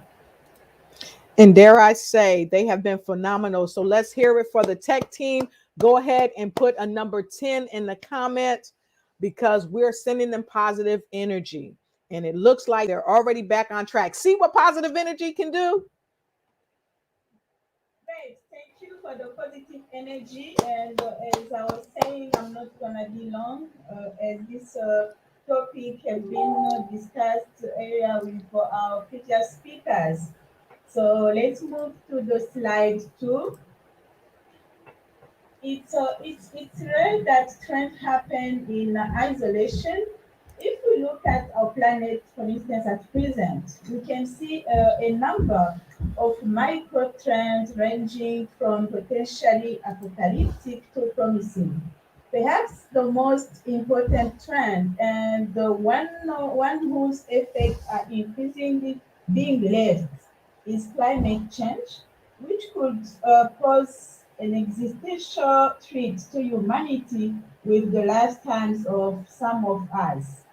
So we can also feel the tension between globalization and let's say isolationism and between movement motivated by equal rights for underrepresented groups and the desire of some governments and organizations to exercise increased control over population.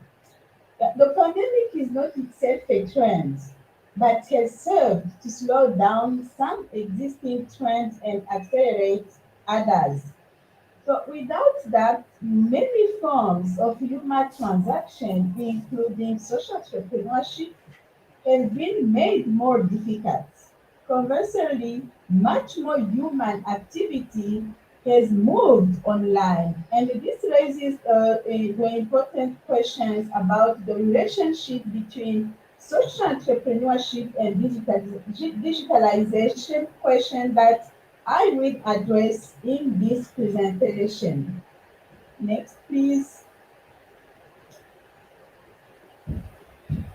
Great. So social entrepreneurship is a topic we have all studied in detail, many of us, myself included, uh, and we may have spent many less time considering the importance of digitalization despite its growing role in our lives.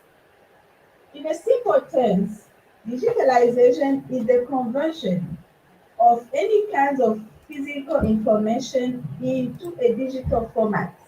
In the process, it becomes much easier and often more cost effective to store, transmit, share, and manipulate. A closely related development is the adoption of digital technology. All of us on this call have experienced digitalization. Participating in this online event right now is an example of digitalization. As I'm talking now, I'm in Burundi. The technical team is in South Africa, and the team is in different areas: Yep. Victoria, Johannesburg, Cape Town. We have Lotus in Washington, and Debbie from Cameroon, and some others from Uganda, DRC, Texas. So this is really magic. In the wider social entrepreneurship context, we will look at the general trends of more and more human activity, including education, commerce, and our personal lives, as our friend Mary Karubaja mentioned it in her presentation, and migrating to digital devices and online platform has a very positive impact. This also falls under the umbrella of digitalization. Slide 4. So, if you are familiar with the developmental challenges faced by Africa, you may not be surprised to learn that as a continent, Africa has been left behind in the rush of digitalization. Currently, for instance, only 1 in 5 Africans has access to the internet. And the position varies significantly by countries. However, larger, relatively wealthy nations such as South Africa and Nigeria tend to have far higher levels of digitalization. However, there is a real risk that Africans may become second-class citizens in terms of connectivity, just as they have been in terms of other key economic and wellness indicators. The next.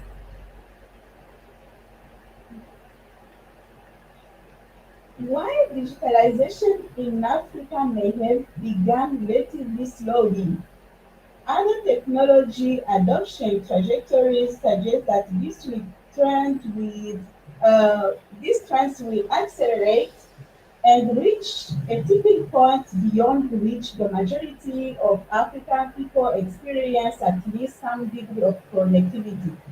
So before we can welcome this likely development, we examine the relationship between social entrepreneurship and digitalization. Next. So digitalization in Africa is not warranted. It is clear that numerous obstacles stand in its way. Some of these are physical in nature. Uh, Africa is vast, and despite decades of urbanization, many people still live in relatively remote rural communities. So topography is also another issue. Such as mountains, rivers, and rainforests can dramatically slow the spread of or installation of new technology. So there is a need for major investments.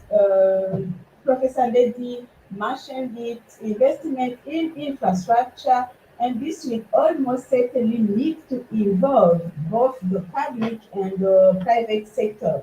Mhm. So time will be of the essence. The pace of the technological advancement, especially the rollout of now protocols such as 4G and now 5G, mean that newly purchased equipment can soon become redundant. At the same time, some new technologies are uniquely suited to Africa's circumstances, such as smart satellite services for connecting off-grid locations. Then another aspect is the political factors are also important. True connectivity will require an enhanced degree of regional and international trust. That is a commodity that cannot always be plentiful in Africa. Domestically, some governments have recognized the importance of giving their people enhanced access to the internet, while others, especially those of more authoritarian bents, have often sought to restrict it. So it was telling that one of the first acts of the protests in the military camp in Sudan uh, in the last month was disable internet access for the public. A further economic factor that should not be overlooked is the cost of access for consumers. And this consists of purchasing both an internet-enabled device, most commonly a smartphone, and data, which has historically been costly in Africa. While there are some obstacles to digitalization in Africa is discussed, there are also a number of factors in the continent's favor. These include perhaps paradoxically the fact that Africa is late adopter, and this means that African nations can benefit from the falling cost of technology and the learning gleaned from other countries that have already installed such technology. In general, technology becomes smaller, smarter, and cheaper over time.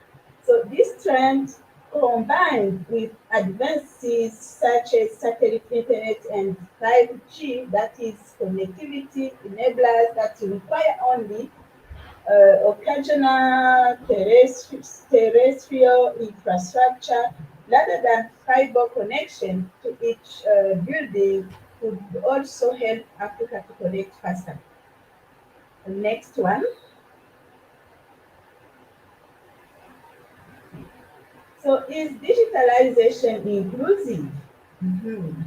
Our research into social entrepreneurship has highlighted how different the life experiences of men and women are, especially when it comes to education and employment. In addition, a mobile gender divide has been documented. That is, men are roughly twice as likely to become online as women. In many cases, this is a function of pervasiveness of traditional gender roles and archaic views as the correct role and behavior of women. The next. So there are multiple factors that lie behind the mobile data device. In essence, they boil down to the fact that in more traditional societies, women are less likely to have paid formal employment, are less likely to leave the home or their immediate neighborhood, are less likely to be financially independent, and they tend to have less leisure time. Next. So these factors contribute to the mobile gender divide being something of a vicious cycle. That is some of the factors that militate against women having internet access, are in turn exacerbated by this same lack of connectivity, essentially lack of internet access serves to exclude women. Not being connected excludes them from opportunities in education and employment and can limit their potential in politics sphere, and social environments.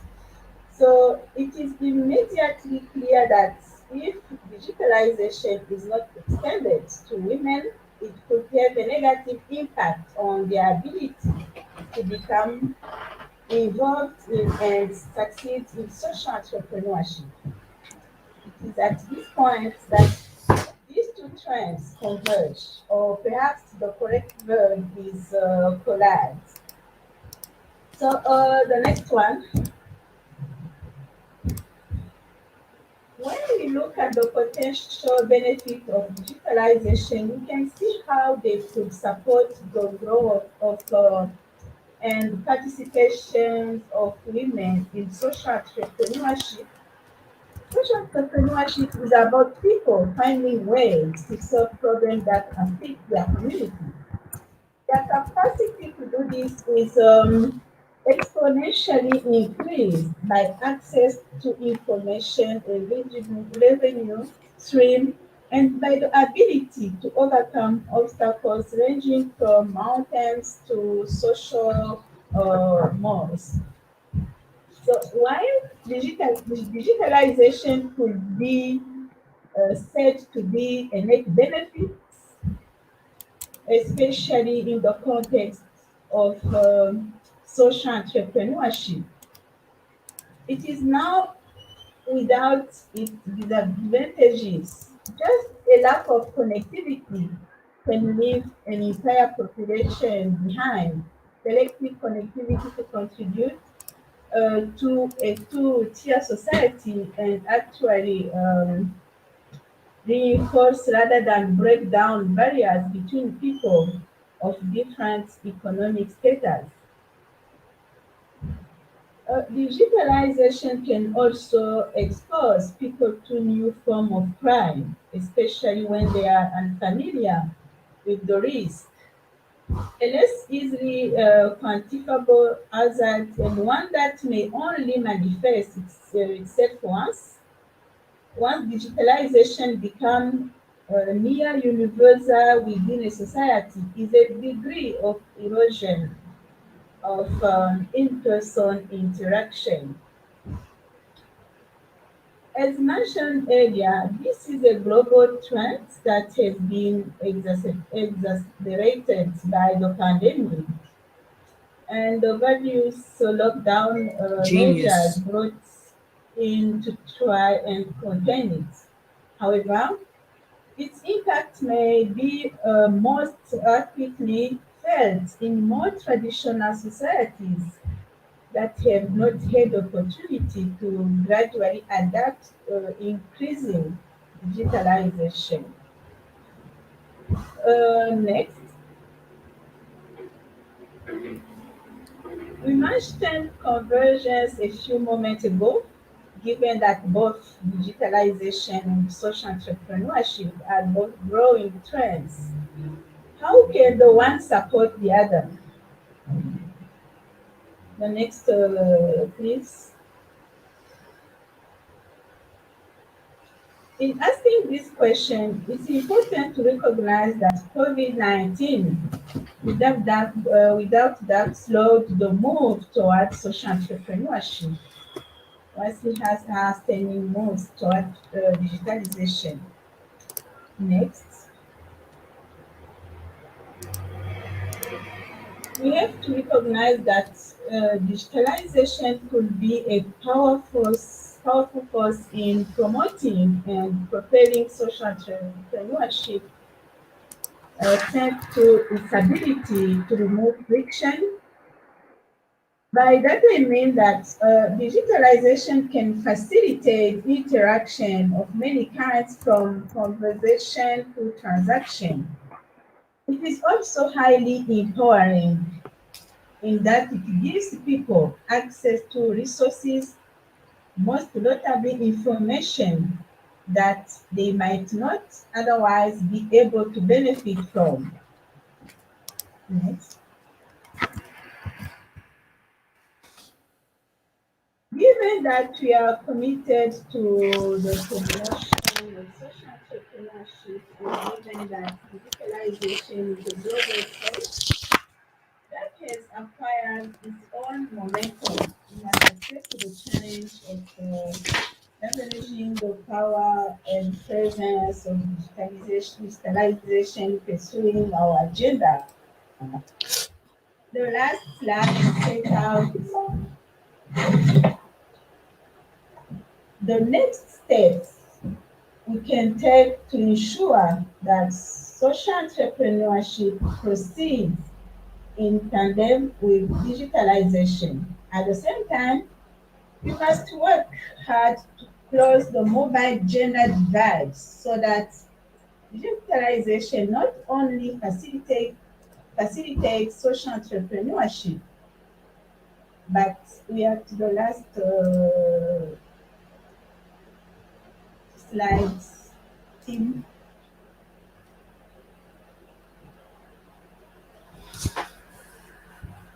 Yeah, so at the same time, we must work hard to close the mobile gender divide so that digitalization not only facilitates social entrepreneurship, but does so in a way that makes both of these trends are fully inclusive. Uh, Thank you so much for your attention. I hope that our friend, our speakers, talking from a digitalization perspective, will assist the foundation in promoting digitalization in our rural community because we know that most of the population that we have concentrated in the rural community. So there is a need to develop and to help to promote the rural communities from a woman perspective. Thank you so much once again for your attention. I hope you enjoyed the presentation. Thank you, Dr. Nisabwe. That was incredible. And I think we were all very enlightened by what the impact of not having access to digital technology and resources can actually have on those rural communities and also on the development so that we can have an equal footing for so many spheres of education and academics as well as careers, especially for the people of Africa. Um, there's one thing that I need to go into and is ready to launch or to highlight what Dr. Nisabwe has launched this year, which is a passion project for her and very much linked to the topics that we have covered during the course of the summit. The product that she has launched is called Rise and Shine magazine, which sits under Rise and Shine House. A little bit about the magazine is that it's dedicated to the woman from Africa and from across the globe.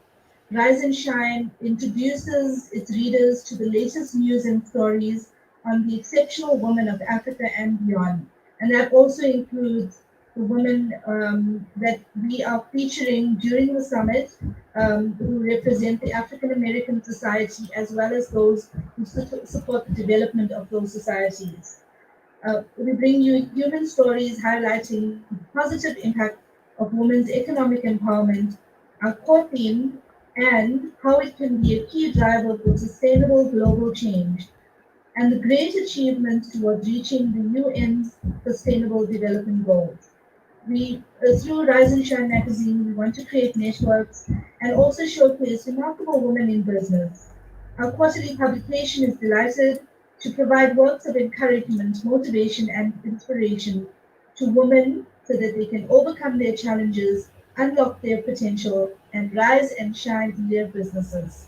So we're going to lead into a video on Rise and Shine. And please hang on as we have a last closing few words from Dr. Nisabwe before we all say goodbye. Thank you. Take over.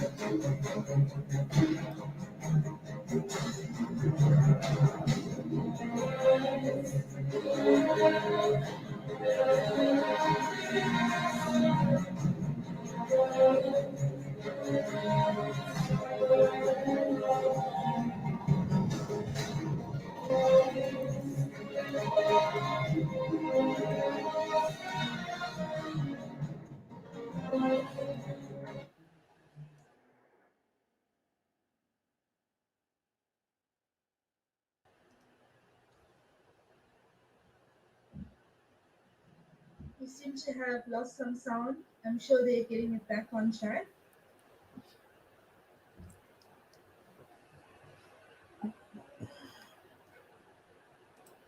Okay.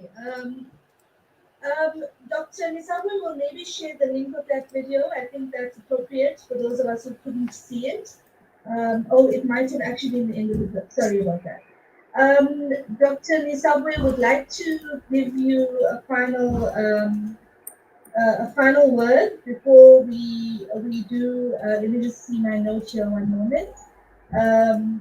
Before we have a video of thanks, and then we have our entertainer, who I don't want to go into too much of details about, but we have someone who is going to entertain us in person, who has a very strong link to entertainment in the US with a large CV resume about her history working with James Brown, etc., and other accomplishments as an entertainer and music producer. So, Dr. Nisabwe, please would you share your thoughts in your closing ceremony, in your closing speech? Thank you. Thank you, Mandy. Yeah, we are distinguished partners, sponsors, speakers, and supporters. From the bottom of my heart, I want to thank you for your participation over the past few days. Even though we've not been able to connect in person as you wanted, I believe that together we have achieved a great deal. I am overwhelmed by the support you have all provided and the amazing contribution from all our guest speakers.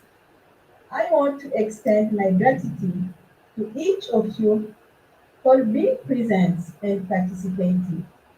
You have been a great support to the vision that I have for making an impact on the African continent. All my objectives for this summit have been met. An absolute dream come true.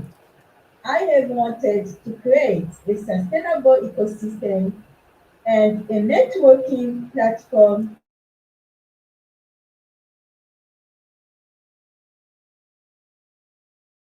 ambition is for in the same manner and to keep focused on the core objectives that we have all set together to doing what we do in our own individual spaces.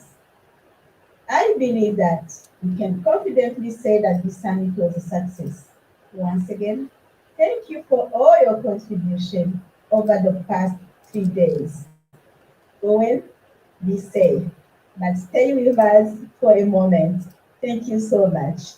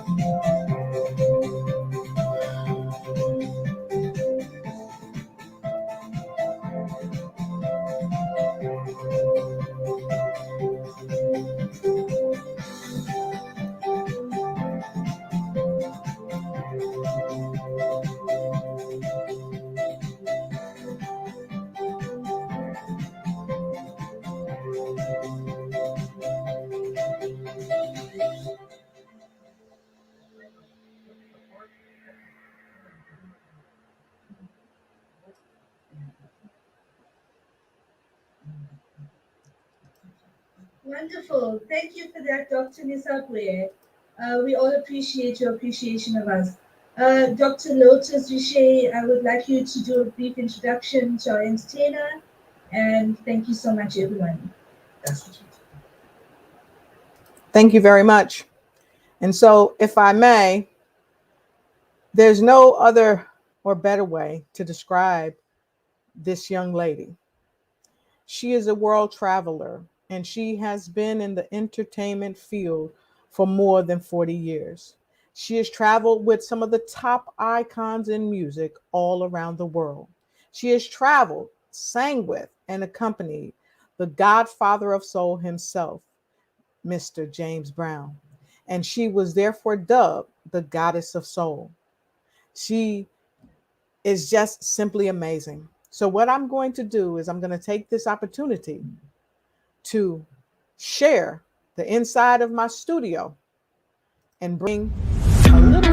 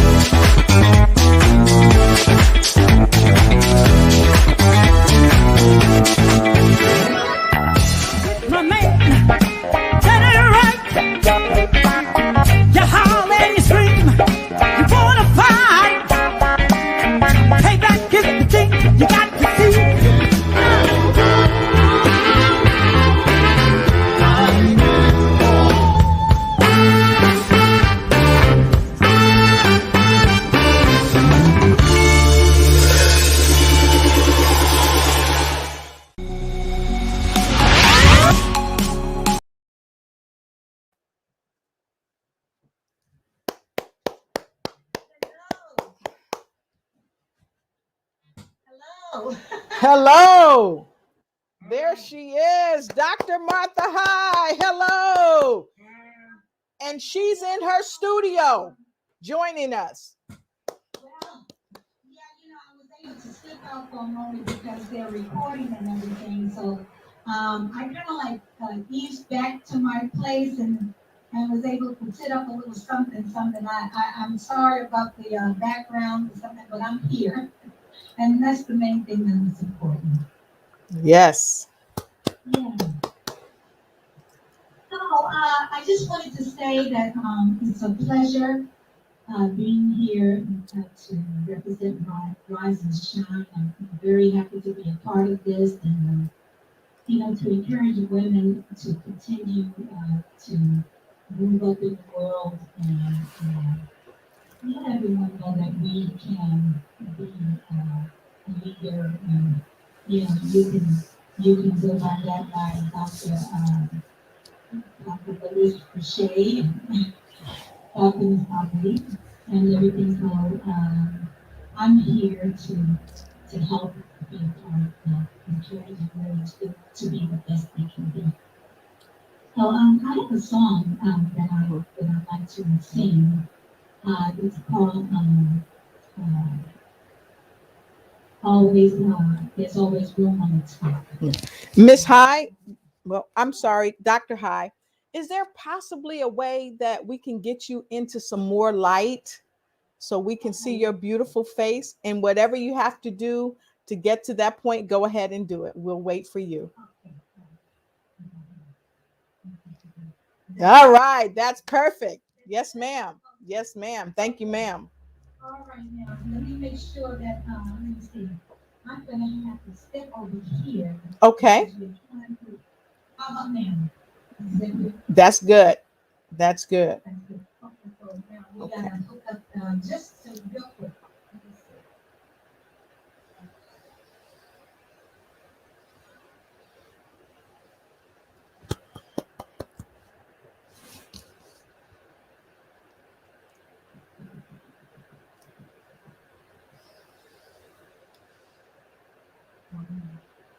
All right. And so while Dr. Martha High, she just received her doctoral recently. And so now she is Dr. Martha High. And while she is getting ready, we want to thank Dr. Martha High, the goddess of soul. So please put in the comment. Please put in the comments some love. Give her some L's. Put some L's in the comments. We know that you are viewing us from all around the world. She is a global icon. So we are ready whenever you are, Dr. Martha High. All right, I'm ready. I believe I'm ready. Let me see. Here we go.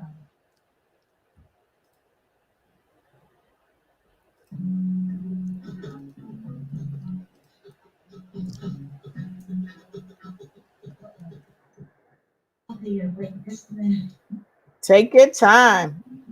I'm a singer, but I'm not good with the sound. Okay.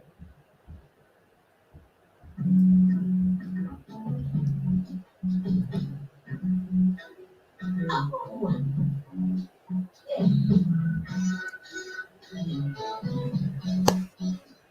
Come on, y'all. Life is like a river. Take the best to the brave. You got to make life successful. Up from the cradle to the grave. You must cross at the crossroads. Up and down the hill. Never fall to never fail. And keep your eyes on the trail. Listen, you got to start below. The bigger that you go, you will grow and grow. There's always room on the top.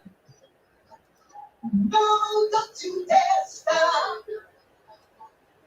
There's always room on the top. No, don't you dare stop. Life is like a railroad. And the brains and the pain. If you wanna make it bigger, be the ship that never sinks. You must wade in the water. It's been against the wind.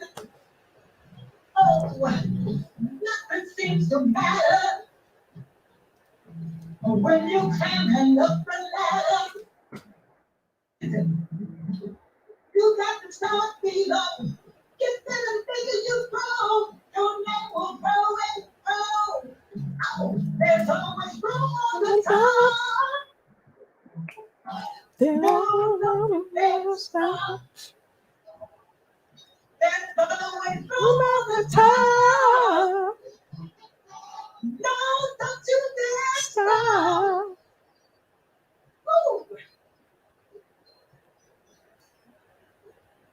Easy to reach the top. Yeah. Woo.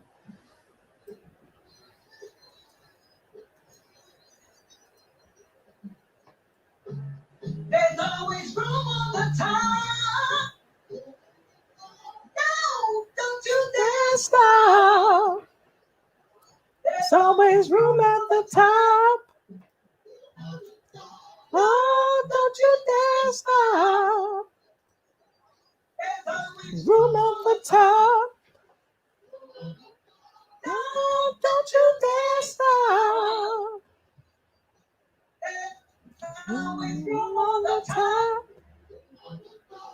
No, don't you dare stop. There's always room on the top.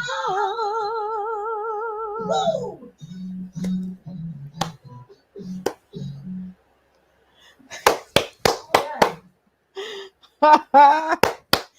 Yes. Thank you. So listen, I'm so sorry. I took they allowed me about an hour to leave, and I think my time is up. But thank you for having me. And again, I support everything that we are working on. And like I said, the encouragement of women becoming powerful entrepreneurs. We just wish everyone the best, and I'll see you again soon. Thank you. Thank you, Dr. Hyde. We appreciate you. Dr. Martha Hyde, and congratulations to your victory. And yeah, rise and shine, rise and shine, rise and shine, rise and shine. Thank you, Dr. Sabri. It is an honor and a pleasure to be on the front cover of Rise and Shine, and I'm just wishing that we'll have other powerful women to be on that cover in the future. And thank you for this opportunity.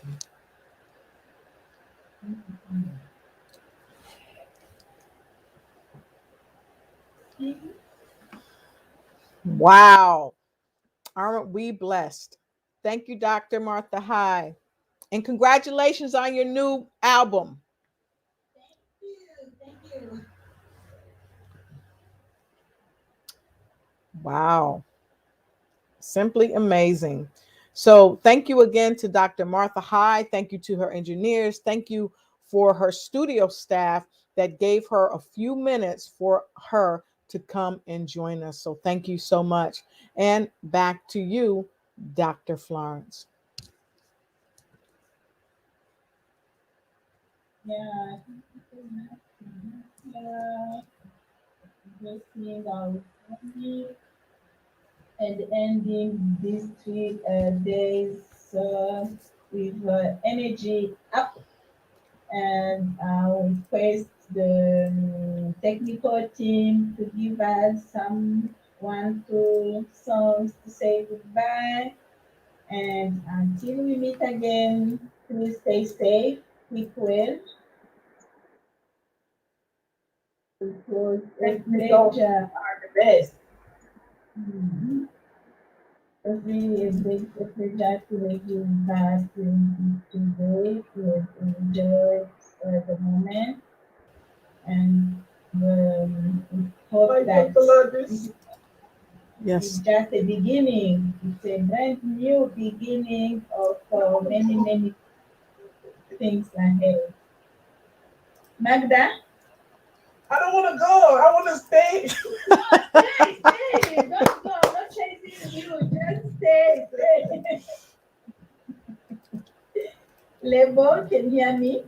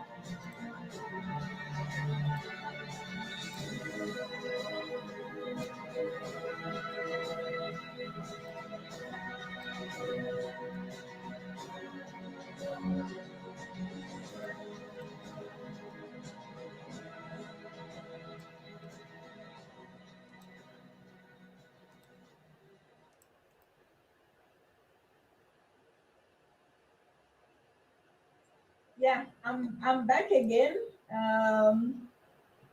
I cannot really stop thanking you for your commitment and I would also like to mention my husband who was with us since the first day and who is really my first support in what I do. Without his support, I'm not sure if I could be here today. He's witnessing my sleepless nights, and he was really kind despite the stress and all the stuff around the preparation. Thank you so much. We are happy. I think he's on the way coming to me. I was at my office, he was at home. Yeah, and I would like also the African Union represented here by Patrick Gonzague to give us a blessing. And we thank them for the support to the summit. Uh, Mr. Patrick, over to you. Oh, thank you very much, Yeah, Dr. No, it's okay. Thank you very much, Dr. Florence Misabwe, and thank you all actually for this wonderful summit. Actually, on behalf of the African Union family, I would like to say that it was a great pleasure and honor for us to support the idea and also participate. Though I could not stay with you throughout the whole summit due to other engagements, but I have been following discussions. Then I have been also enjoying the passion and especially, how can I say, the mood and then the vision of great women. And then I'm not going to start naming each and every one, but I really enjoyed either Dr. Lotus, Dr. Eric Kelvy, Magda Kaniki, and the mayor of Georgia that I do remember very well, the MC. And then I think without forgetting anyone, so I met some people that I already knew, like Polinaire, for instance, I saw him. Then a young Indian also interested in entrepreneurship. So the African Union is really, as I said, we are all here African Union. We are all here Africans. And we all have something African in what we are doing. And then the joy is to see that, yes, it's an organization. It might have its own challenges, but seeing daughters and sons of Africa, wherever they are, making great and great contributions, impact to advance the cause of humanity, we should all celebrate. And as I always already said, I'm here for she. Then anytime I see a woman, either mistreated or denied opportunity or any form of abuse, I'm concerned. First of all, as a son of my mother, as a husband of someone, and then as a father of three beautiful daughters. So if I don't, in my capacity, though I'm a man, I don't defend this, it means I'm not leaving any legacy to my own wife, to my own children, who should actually take me as a model at the time when I get old, when I will not be there. My mother is not here, but she will be glad to know that her small entrepreneurship has helped me. Then we will be amazed that I'm among few in the family that were able to study until university and now as a diplomat, then still going forward. But my mom, my daddy, they did not go that far. So I really need to help other men to understand this and then to go get away of this male masculinity that, okay, it's only about men. So that's why actually when Florence came to the office and say we need the support of the African Union, I immediately actually got the idea. Please, I don't want to say much, but on behalf of other partners, and then I wish to congratulate you, all of you, even those working behind the scenes, the husband of Nisabwe. I know he's been doing a great job.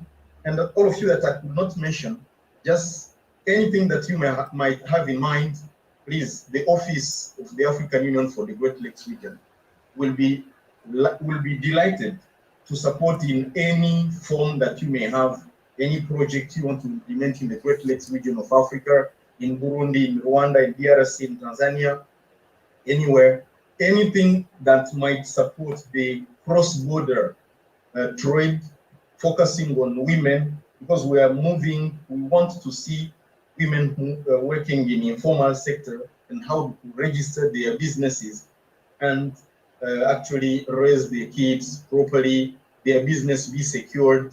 That's why I was in connection with the mayor from Georgia. So, and all of you using the digital connection, girls now they're very smart with internet. So there are many things to talk about. You have already nailed all these ideas. And please, anytime, I think Nisabwe will share my contacts with you. And then we'll be glad sharing ideas on other platforms and maybe meeting when I come to the US or anywhere where you are. It's home. So once again, congratulations, brave women leaders that I have met on this platform. Congratulations to this summit. It was really a success. And then I have to say it was a success. And then let's plan for many other summits like this.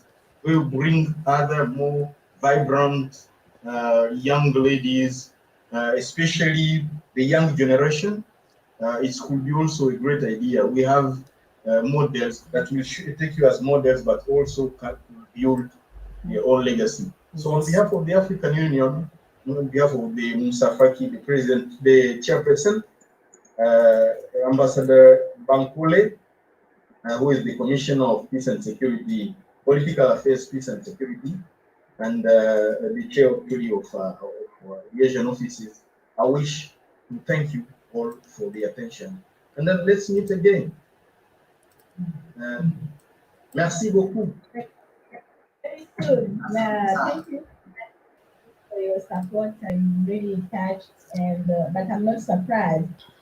Yeah, by the fact that you didn't hesitate to support the foundation. Me personally, because the foundation doesn't have the mouth to talk and so on. So I'm really grateful for your support and your time. I know you have a tight schedule, but you made it. So I would like to ask if Diego from World Bank is here with us and if he has a word. Diego? Yes, it was a pleasure for being part in this initiative.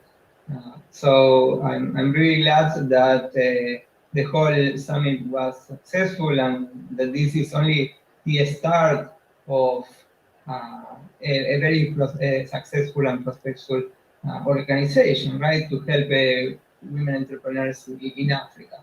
So in particular, the World Bank has several projects in Burundi, so hopefully we'll be in touch. Many of these projects involve supporting the entrepreneurship ecosystem, and there is a lot of work to do with women.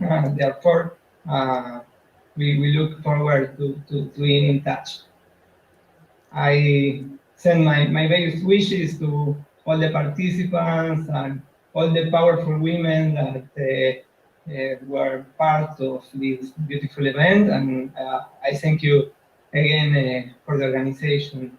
All my best wishes from here. Thank you so much. Anyone else?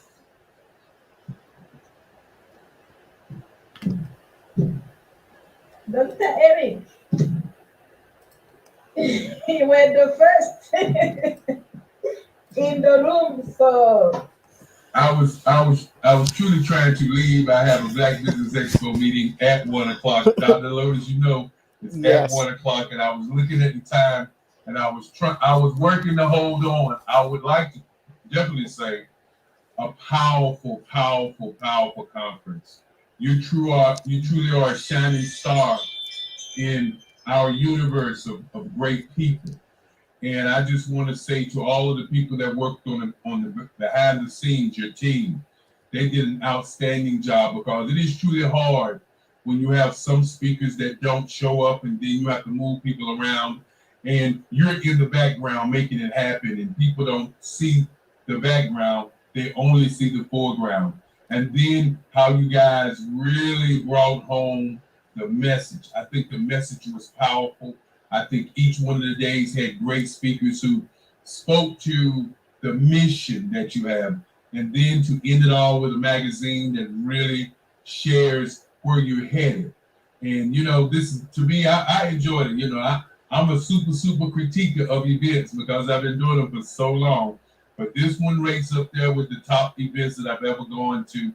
And definitely, Lotus Richey, you did an outstanding job with your, as they say about me, with your Rolodex of speakers that you brought here.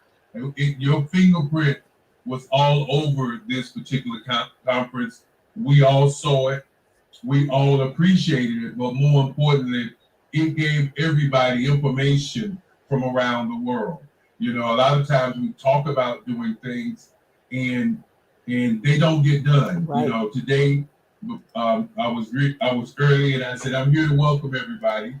And what people didn't know was at 7:00 this morning I was speaking to a group, and I was talking about procrastinating and not starting, and how the procrastination energy gets into people thinking about doing things, and it was a lively conversation I had this morning, and I was so hyped up until I went straight to this meeting, and I began to say welcome to everybody that came on.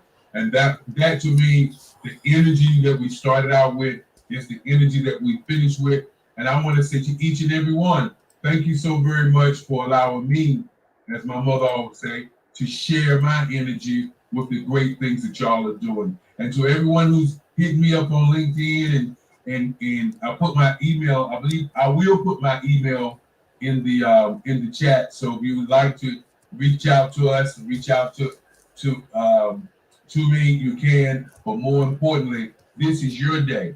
Happy belated birthday. Happy belated birthday again. And keep up the good work, because your journey is your journey. I tell people all the time, if we connect, stay connected, because you never know where we're going to be. And it looks like your husband is here. Yes. Is it your husband? Hey, man, thank you very much for sharing her with us this last 3 days. We really appreciated her energy, and thank you so very much. And we look forward to whenever y'all come to the great United States of America, whenever you come to the great United States of America, that we all can be your humble servants. As I say to everybody, I am here to serve, and service is what gives us power.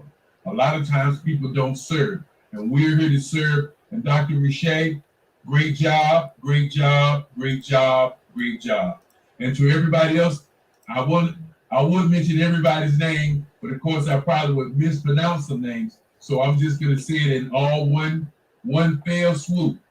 Thank you for your greatness. Thank you for your time. And thank you for today. And as I said, I'm 15 minutes from my show, for my meeting, and Richey will tell you, I don't like to be late, and I don't like to be late. So thank you for giving me a moment to even say goodbye. Because I was trying, like I said, I was trying to slip out of the back door. But thank you for allowing me to be a part of your lives today. And like I asked you before, when you get ready to start for next year, let me know, and I'll do all I can to help with what you're doing. Dr. Roche knows that I'm always on the left side because I'm a left-handed person. So if y'all need me to help, I'll be more than happy to help you to make this even more powerful, because our women need to stand up and do the work.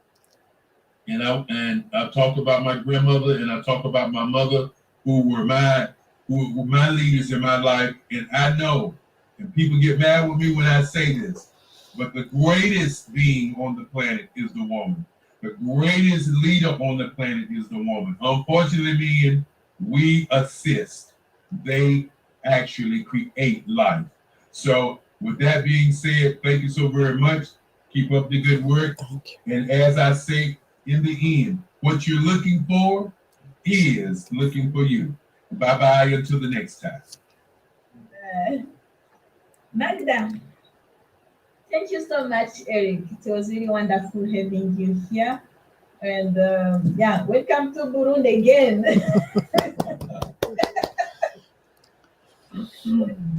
Welcome back. And very soon we wish to meet you physically. And we are happy and also delighted for the great collaboration ahead. Thank you so much. Magda, can I Yes, hear from behind every powerful man, there is powerful woman. Yeah, it's right. because of Florence that we got have to know you. And again, thank you so much, That's Florence. true. Even though I was sick, you know, you Yeah. still gave me this opportunity to talk. And one more thing I was going to say again, thank you to everyone. And remember, anytime you use your device, any devices, think about Congo. Dr. Florence is already behind working on that, supporting Congo, and we're supporting each other. But think about Congo, because you are holding the future of women, of children, you know, in your hands. At least try to think about and help at least one child to save their lives. Thank you so much. Thank you. The message is clear. Yeah. Okay, Selena, you still there? Oh, again, Lotus, you have something to say? I am here. Selena, I'm sorry, I'm still packing to leave the island, but I want to say thank you to have allowed me to share this amazing platform with you and everyone involved. And I just want us to keep ourselves knowledge of feeling the feeling of love for the globe, for all of the things that are needed to happen to make transition and transformation, so that we are able to grab hands, hold hands, and create a rhythm across the globe for healing and making sure that the next generation and the generations before them are able to tap into those gifts that they have and to create a volume and a symphony, as I call it, in a key of oneness. Let's bring the fragmentations into a whole and create a whole universe, not a fragmented one. Thank you, and I appreciate it. Thank you for being that. Thank you for your support. Much appreciated. Mr. Sabuye, want to say something? Oh, okay. I don't know where I can start by, but let me say good morning first, good afternoon, and good evening, depending from where you are. I want to say, first of all, thank you for everybody taking the time to participating in this summit organized by Landscape Burundi through Elizabeth Florence, who is my wife. And someone told that behind a big man supposed to be a big and powerful women. You are right, my dear Magda. You are right to say that. So, secondly, I want to congratulate and say thank you very much and very much again for the speakers for the rich expose just as shared with everybody here during this summit. It was a first time participating in a big and powerful, meeting with big men and women. Is something which is supporting me somewhere, somehow, because I saw during these 3 days that the world needs people like you, like big men and big women to build this world.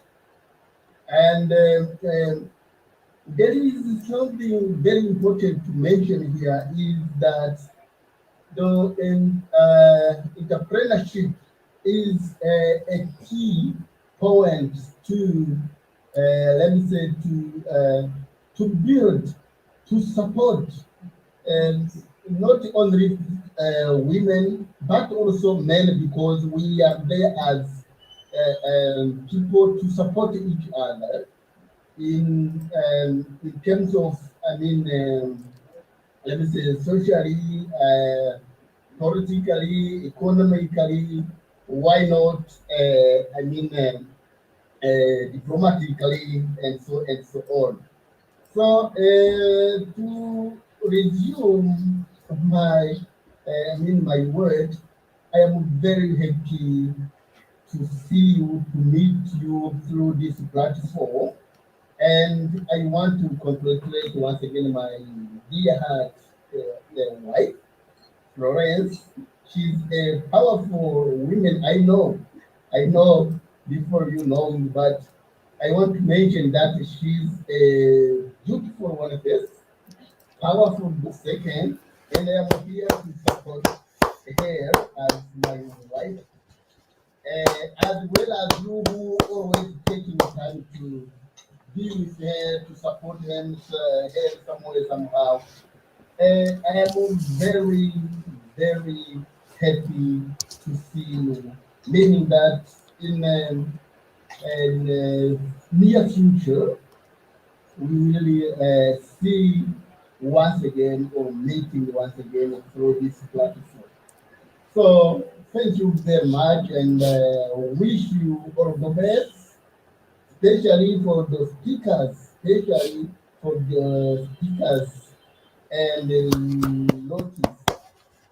I appreciate you more, even if we didn't see each other. But make sure that I am just having you on my heart through Florence. So thank you very much to give me this small opportunity to express something. Thank you.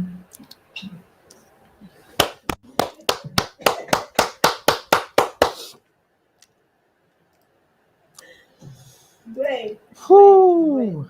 Okay.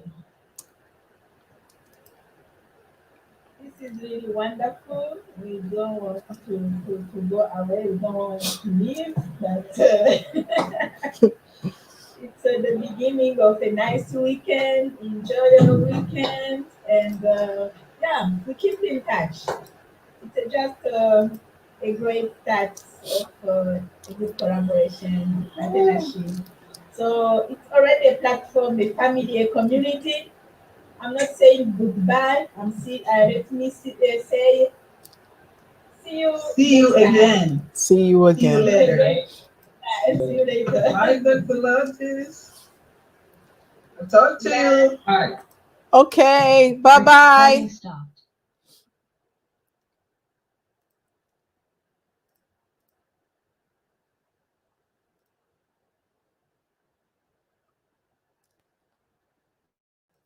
Fondation-Lab First Annual Summit.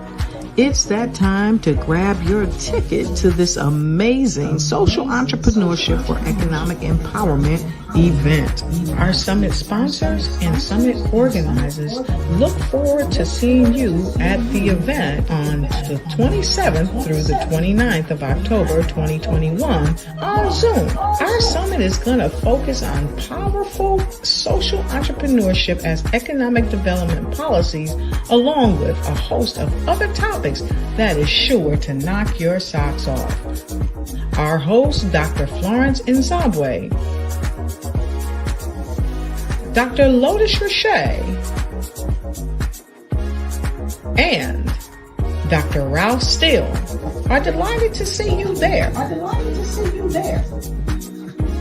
Grab your virtual ticket today.